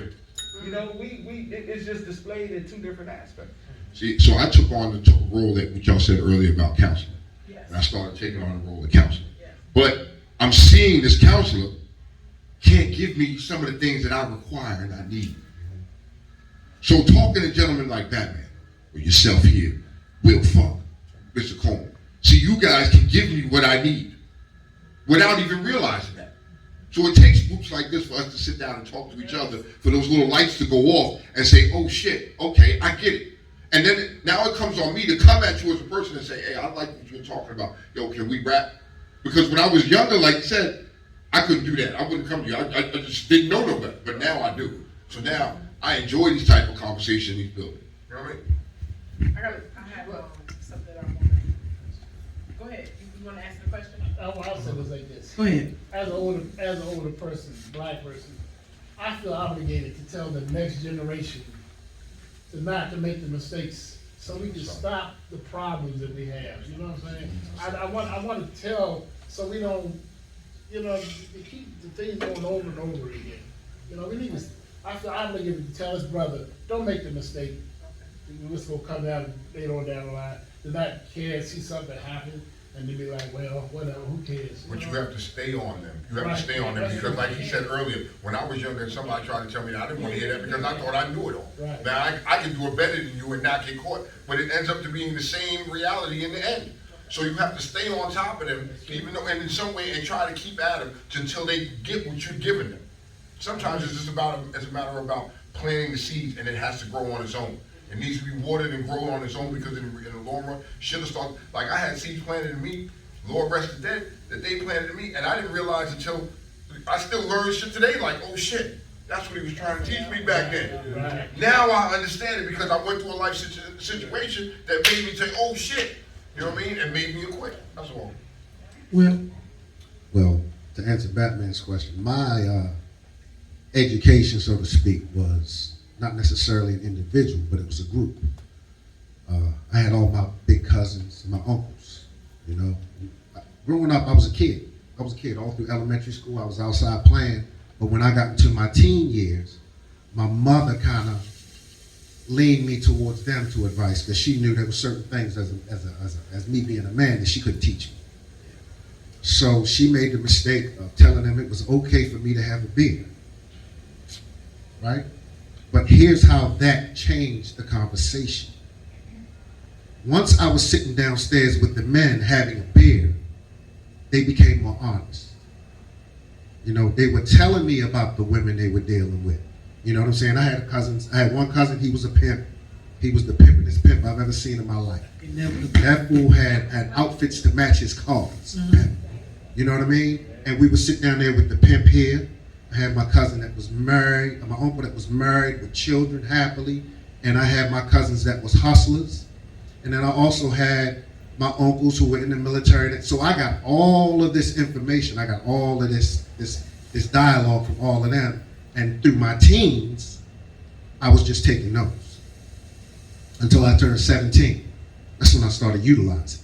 It was a girl in school I wanted. And everybody was, you can't get her. I said, watch. I got it. You know what I mean? So then at that point I realized, okay, all this stuff they've been telling you for all these years, you can put the word. And I would always use it to have a girl. One. Right? Did this all through high school. I went in the military. I had that same mentality. But something happened that changed all that. I got married. And my wife did something that I could not forgive. And when she did that, I went on a 10-year tear that is legendary. You understand me? I didn't answer no questions. I respect your honesty. I didn't answer no questions. What you want to do? Let's do it. One night stands, it's a blur. Until I got to 30. Then it was like, hold on, what you doing? I'm being one-sided. I'm being one-sided now. So at my 30s, I stopped being that I don't have no questions dude, and I started telling women the truth and giving them the option. Okay? Had my kid, and my priorities changed. You know what I'm saying? Now, I always kept a lady through my 30s, but something happened when I got into my 40s. That's when I started realizing, yo, I don't have to have something. I'm cool with me. You know what I'm saying? I used to keep a lady just to keep a lady. You know, so when I got into my 40s, it was, I don't need a lady. I don't have to have a lady. It's okay if I don't have one. You know? So now, here I am, through my 40s and 50s, I'm going to tell you the truth. Make your decision. I respect it. I'm too honest sometimes. I think I'm too honest. I'll tell you the truth whether it benefits me or not. And that's how, that's just how I feel it has to be. Can I ask you a question? Absolutely. You think you're the prize?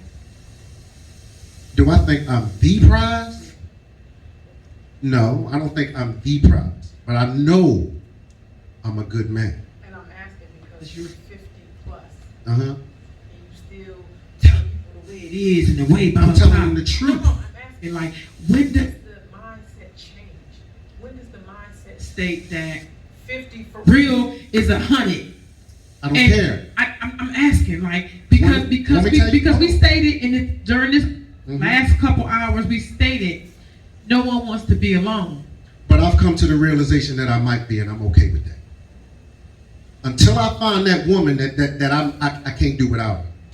Until I find that, until I get that connection mentally, you know what I'm saying, physically and spiritually with that woman that I cannot live without, I'm cool being by myself. Okay. That's what she said. I respect that. Can I ask a question? Yeah. Because it's a two-part question. Your smirk is concerning. No, because I'm watching this whole scenario. Come on, because I'm gonna turn this shit up in a bit. Listen, in your eyes, when we say an OG, what is the person that you like? The first thought that comes to your head when you say an OG? Pop, older guy, older gentleman. No, to me, somebody. just sit around like you Sit around. A season. Older than me. Older than me. But no. But listen, it's getting to my second part of my question. Why are we always talking about the males? Who are y'all OGs? I don't want to know. I don't call her OG, I call her my No, I understand that. I understand that. But when we say that, we always generalize an OG, a person of wise, of advice, student is always. Gave shout out to her because she consistently. I get it. But guess what? Mentor. Siren has a mentor. This is where I'm getting to the second part of the question. Okay. This last 45 minutes has been one-sided. It was directed. It was. Guess what I'm about to do? I'm about to ask because I want a scouting report. I'm here to learn from the ladies. Like I'm not. This is my brother. You know what I'm saying? But I can go to my brother any type of day, any time of the day, easily to get advice. But I have an opportunity right now to sit across a fine set of beautiful ladies. I want to know the same question from y'all. Well, we all will answer that, but I will start with my person is T-Mac. My person is T-Mac is a few years older than me, and I go to T-Mac for any and everything. You know why? She's been through twice of what I've been through, plus what I'm going through. And you know what? She gives me advice based upon her experience and based upon life and based upon who I am. And I love her for that. So that's who I go to. My mother is not, I keep saying it, my mother's not here. My mother was my mentor. She, irreplaceable. Irreplaceable. When I tell you a number one fan, I was her number one fan and she was mine. T-Mac is a close second. So anything that I go through, come on Enrica, anything that I go through, that's who it is. I'm going to pass the mic because I want everyone to answer this question. Sure, it's a lot of y'all. So what is I want to know y'all. Who are you? Pass it back. I'm gonna come through here. The reason I asked that question is because I wanted y'all to hear from some brothers about what started us on that route. You feel what I'm saying, King? Even though it's taking us 2 hours to answer the question. You know what I'm saying? This is my question, because I want this question to be answered. At what age and what time, what was going on in your life? Did it happen from your first breakup or whatever, that one of the OGs taught you the ism, that red pill game? I'm not talking about our father sitting us down telling us how we should treat women. I'm talking about that pimp, that OG that set you down and said, look, let me tell you about these hoes, man. You know what I'm saying? I'm talking about that one. This gonna be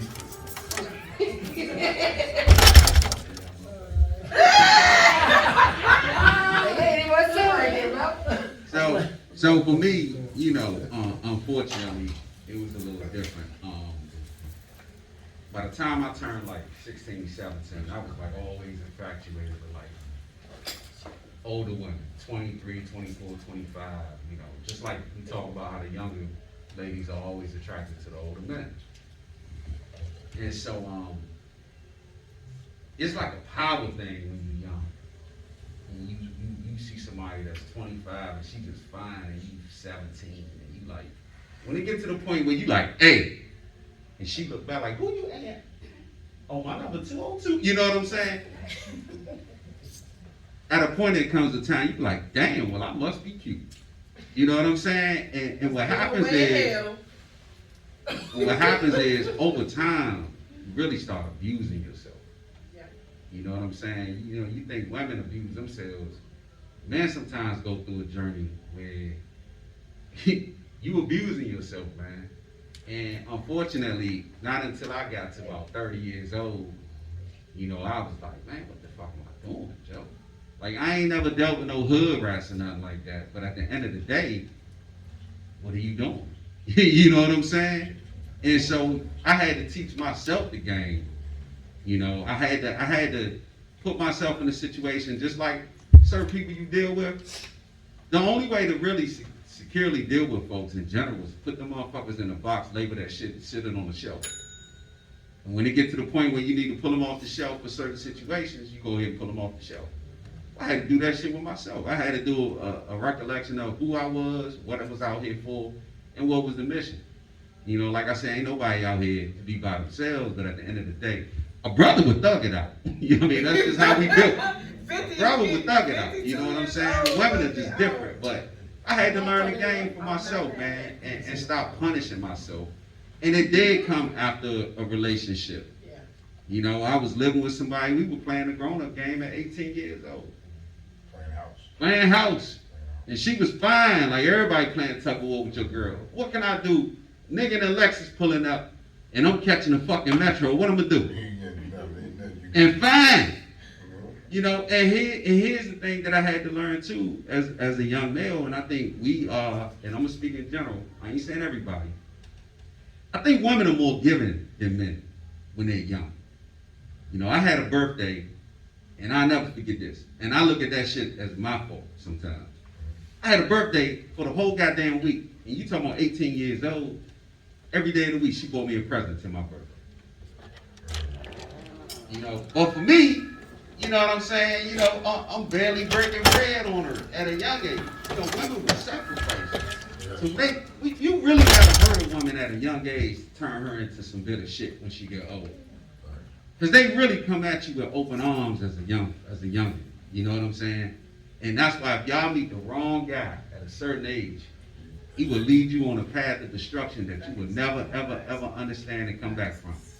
You know what I'm saying? So that's like leaning towards where you was, Brent, and you are now. right. Correct. So I realized my flaws as a youngster, and it took me about 30 to get right. You know what I'm saying? But I'm rehab now. You know what I'm saying?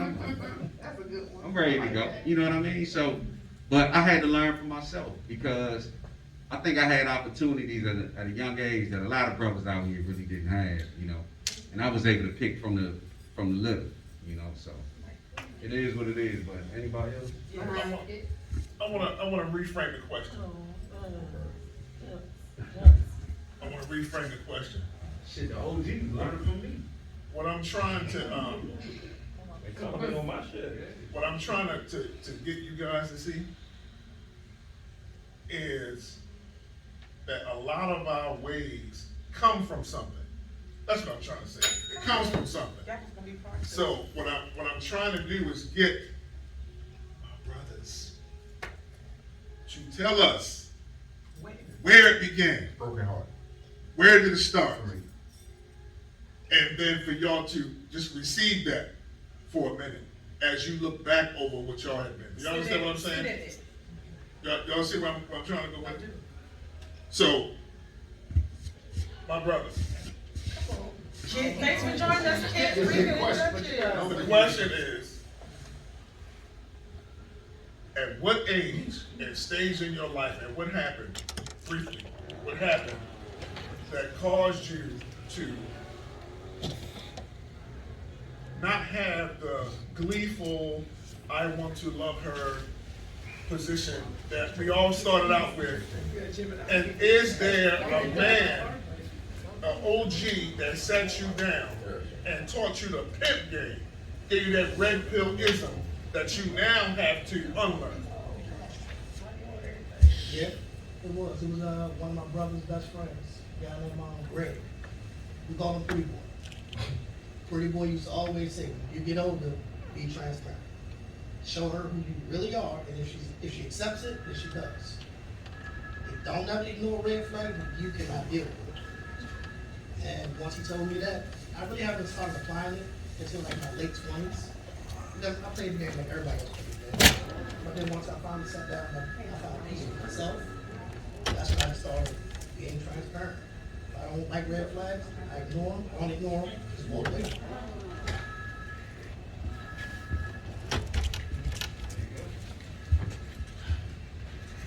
I'm sorry. I didn't grow up in PG County. Pause. So, where I came from, when I caught my first little girlfriend cheating, right?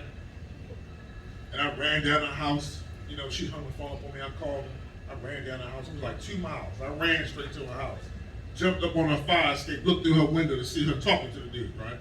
So I zap out, I'm a young boy, I zap out and stuff, right? So I'm crying the next couple days.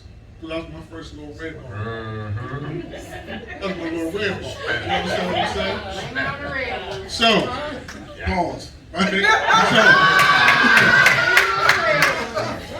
So when the OGs in the neighborhood, see in PG County, y'all had backyards and all that kind of stuff. You know what I'm saying? But in Baltimore, when you came outside, it was OGs out there. They was either slinging or doing what they were doing. Saw me upset, asked what was going on, and sat me down and said, well, let me tell you something about these hoes that I don't ever want you to forget. But when I got old, and they taught me the ism.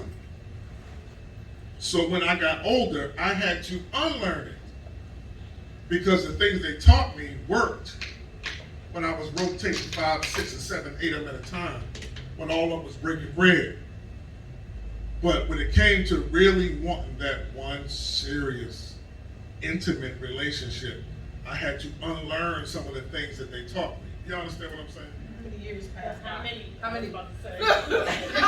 many women or girls did you hurt along the way? I make no one pass the mic. That's the mic. I'm answering. I'm gonna tell you.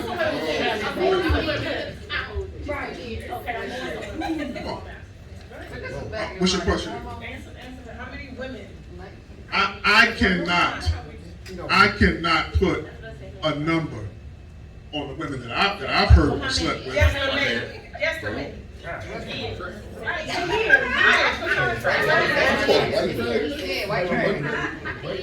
Break time.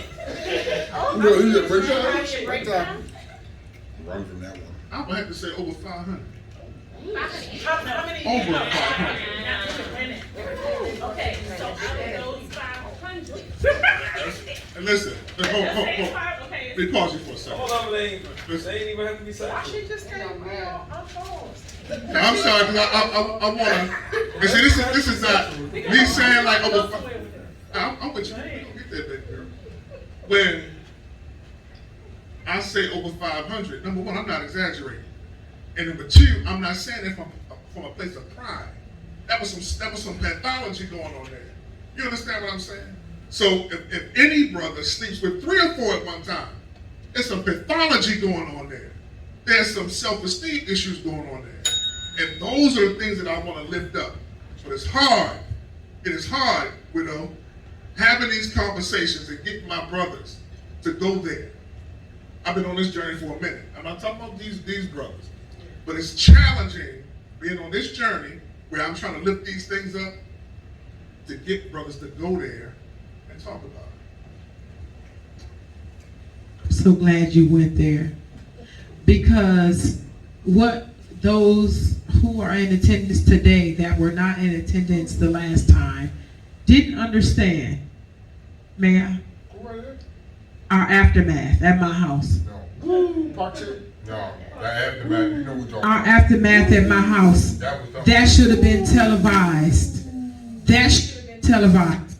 What that taught me was that men have mommy and daddy issues.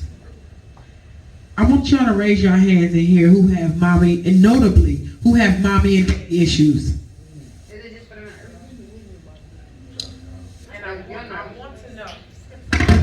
I want to know, those of you who are identifying and are saying they have mommy and daddy issues, y'all realize that play in your relationships with y'all men and women, right? Absolutely.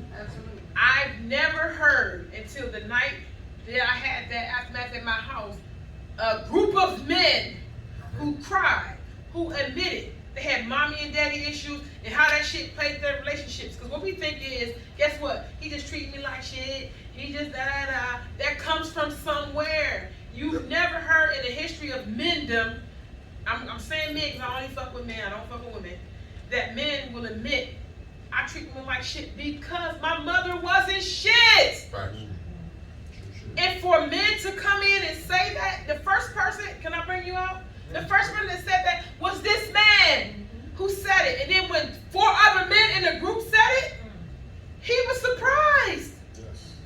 The men that y'all fucking got mommy issues. The men that y'all fucking got daddy issues. Later for the men and the women, but I'm speaking to y'all. They got fucking daddy issues. I asked in the last session, I said, what does that look like? Because for real, I was always taught a man treat his woman the way he treat his mother. If y'all was to really step inside their household, you will run fast. You will run fast. I think men are taught courtesy, fucking chivalry. They taught to open the door. They taught not to smack the shit out you. But whole time, they mothers didn't love them. They looking for their mother in you. That's why they clean and cleave and they do a lot of what they do. So I'm telling y'all, watch out for these issues, because for real, he gonna hit you later. He can't. Once you do something that symbolizes, that is a similarity to his fucking mother, he gonna treat you that way that he could treat her. And it's not always growing up issues. No. Okay, is it older? It could be older, because when you asked that question, I should have raised my hand. Okay. It didn't ring until halfway. I like But that. Raise it down. Just go. No, but I have daddy issues. Why? Because my daddy's not here. He passed away. I'm sorry. So there's a part of my heart that's empty right now. And for a woman that I deal with or don't understand that, don't understand the responsibility that comes after that. You know how you see in movies where they have a king? You also see Made in America too, right? Mm-hmm. You seen Black Panther, right? Coming to America. Coming to America, I'm sorry. And the king dies, right?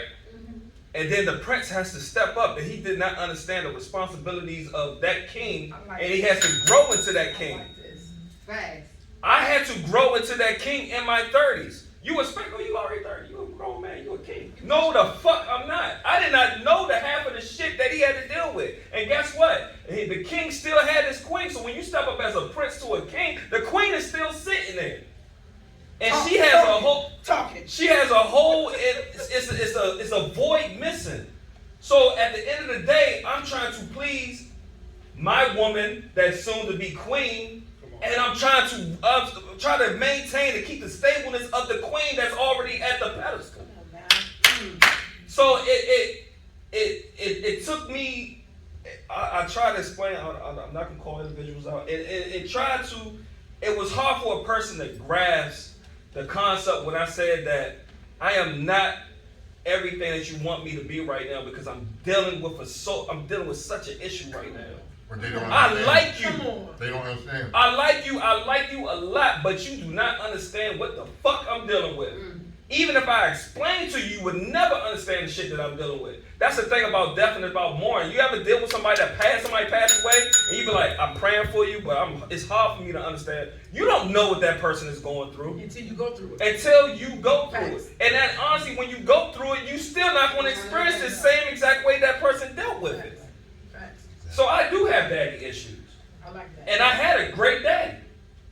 So that's a conflict and an interest where people understand there's our life. Things happen in life. Just because I grew up great and everything was great, that motherfucking life, that thing is just shit, just like that. But you know what I find is that people, when you ask the question of daddy issues, it's a negative. Yours is a positive. Your dad died. It happened to you. It didn't happen from you. It happened to you. But people, you ask people who got daddy issues, mommy issues, it's a negative. No one wants to raise their hand. They think one way. They think, oh, because my daddy wasn't around, or my daddy abused my wife, my daddy cheated. It's more levels to that question. And it has a direct result on how your relationships go or doesn't go. I admitted earlier today, and I want to apologize, y'all, because I was very emotional, and I did cry, and I did step out. But that is the reason why I am where I'm stuck. I'm levitating right now. I'm levitating. I'm fucked up between the love that I have for my mom that I'm not able to give her because she's gone, and I'm still dealing with her death because it was untimely and it was unimaginable. So I don't have that love to give to somebody. So I'm stuck right now.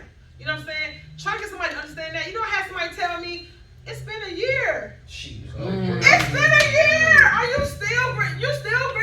Yep. Someone told me that. Because you know what? They still had 2 living parents. Fuck you. Fuck you. If you cannot understand that until it happens, if you think that it doesn't infiltrate a sexual situation, it does. A romantic instance, it does. Every point of my life, my mother's death infiltrates. That's where therapy comes in at. I gotta learn how to navigate my way around that. I gotta learn how, when it's time to do this, it's time to do that. I have to learn that. That shit don't come to you just because. That shit is learned, bruh. The therapist that I picked, she got her hands full with me. I appear to be together. I appear to be straightforward and forward thinking. I am, but I'm fucked up on the back end. Did I have look, I'm gonna be transparent. I had a drinking issue. I had to be drunk to go to sleep. You know why? Them fucking dreams. Them dreams kept coming. Them dreams. PJ just shared with me the other day, and I told him. He said to me, he had a dream about his dad, and he woke up and was like, yo, my daddy's dead. Them dreams came to me every fucking night. I forgot she died because them dreams kept coming. So I drank so I didn't have them. So I did have my alcoholic phase. I did. And no one ever knew that except for him, because I would call that nigga and he would pull up. I would call her, she would pull up. I would call Duchess, she would pull up. No one ever questioned it. It was a problem though. the problem. So I'm saying to say, it does enter into those areas of your life where you want to love somebody, but you can't because you're grieving. And for real, it seems to be mental. After my mother been dead, in June it'd be 2 years. And for someone, if someone ever comes to me and tells me, it's been 2 years, bro, I'm probably going to unravel and go to jail. Ain't no book on that shit. Ain't no book on love. Ain't no book on fucking these niggas. Ain't no book on fucking these bitches. Ain't no book on none of that stuff. I don't have it. All I know is I'm praying the right person will enter my space and understand the love I had for my mother. I still got it for her and she not here. I still cry. I'm depressed sometimes. I got a grandbaby on the way. I'm the matriarch in my family. I'm 40. I'm a matriarch in my family. The matriarchs that I knew of was 80 and 90. They wasn't 40. I don't know how to do this. So I'm trying to do all that. I'm trying to satisfy a desire in me to be someone's wife. I'm probably rambling. Excuse me, y'all. I'm trying to survive. I'm trying to do all these things that I'm supposed to do because you know what? When you're 50, you washed. You're supposed to have a husband. You're supposed to have a man. You're supposed to have all this shit you're supposed to have. I'm probably going to be 50 and not have all that. I'm probably going to be that. So those of y'all who got it together and y'all shit is straight, thank God y'all got it. I don't. Well, I lost my son last year, 2020, all right? So I'm going to push back on that question. Because it's a choice, baby girl. It's a choice of what you decide to put out there to someone. That's how the intimacy is created. The intimacy can be created. The intimacy can be created as you share how you feel concerning the bond. No one will ever understand. That's something we deal with every day. I know I do. You know, hide it, of course, to some people. But there is an individual or individuals that will pull up that you can be intimate with in that moment, if you so choose to be. Boss, you know what scar tissue is? I do. Yeah. That's deep. Scar tissue is deep. It is one of those things that will keep you from moving on from you to him. Because you did me dirty. You said the wrong shit. You told me you ain't over it yet. That nigga cheated on me and had a baby on me and told me you still talking about that? Yes. It's a part of me. So it's a scar tissue. So guess what I do from the next man? I don't talk about that. You know what I'm saying? But now I don't have the tolerance to have me talk to Tone about it. If Tone tell me that, I'm gonna knock his fucking block off. So that is what I'm working on. So you ask me where I'm at right now? Therapy. Therapy. Trying to repair the shit in me that was thrust upon. My mother died on me. She died on me. Could I have seen it? I'm saying to say, did I see that coming? Nah, because the day before she died, she was talking to me. That shit happened. So I didn't prepare for it. So I'm saying to say, in the midst of that, your brain tells you certain things. Your brain tells you, he's a good man.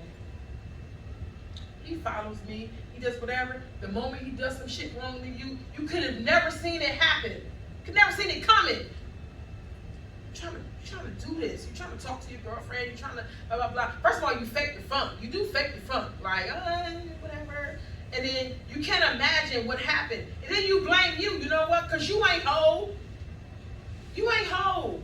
Guess what? I'm not whole. I have trust issues. I have abandonment issues. Got a lot of shit that I'm dealing with. So I expect the nigga to walk out on me. I expect him to not care for me the way I care for him. Therapy. Therapy. Which is why I'm not giving the nigga the chance to be my nigga. I'm not ready.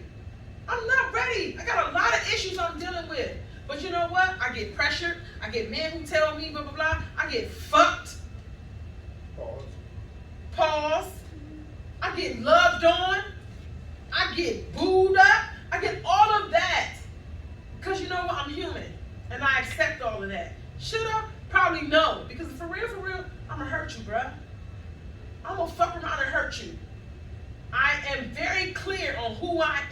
But the men who hear me say it don't believe me. And why? Because I'm like y'all. I'm telling the fucking truth. I'm not for you, bruh. You do like how I look.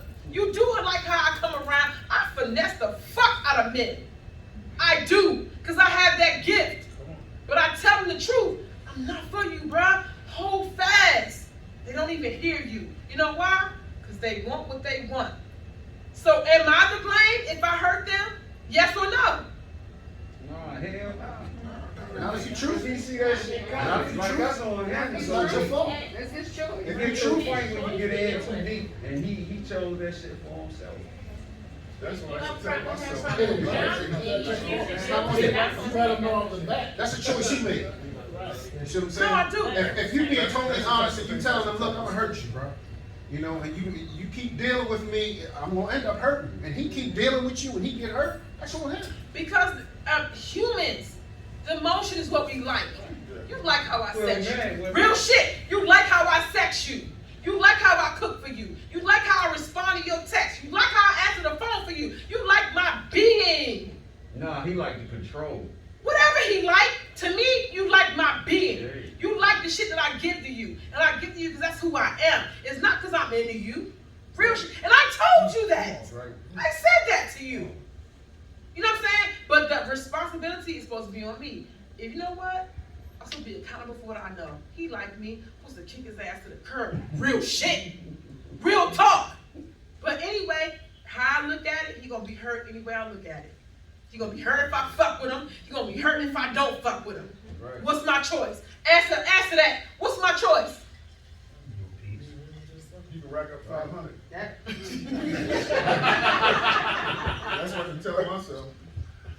I tell him quick, kick him to the curb, kick. You do. But you know what? No one wants to be alone. Because everybody likes someone that wants to be with them. Right. You know what I'm saying? I understand me, and I said what I said. I said what I said. But you hear? That's All what I right, need. so guess what? I am Everybody want to be me. You got food.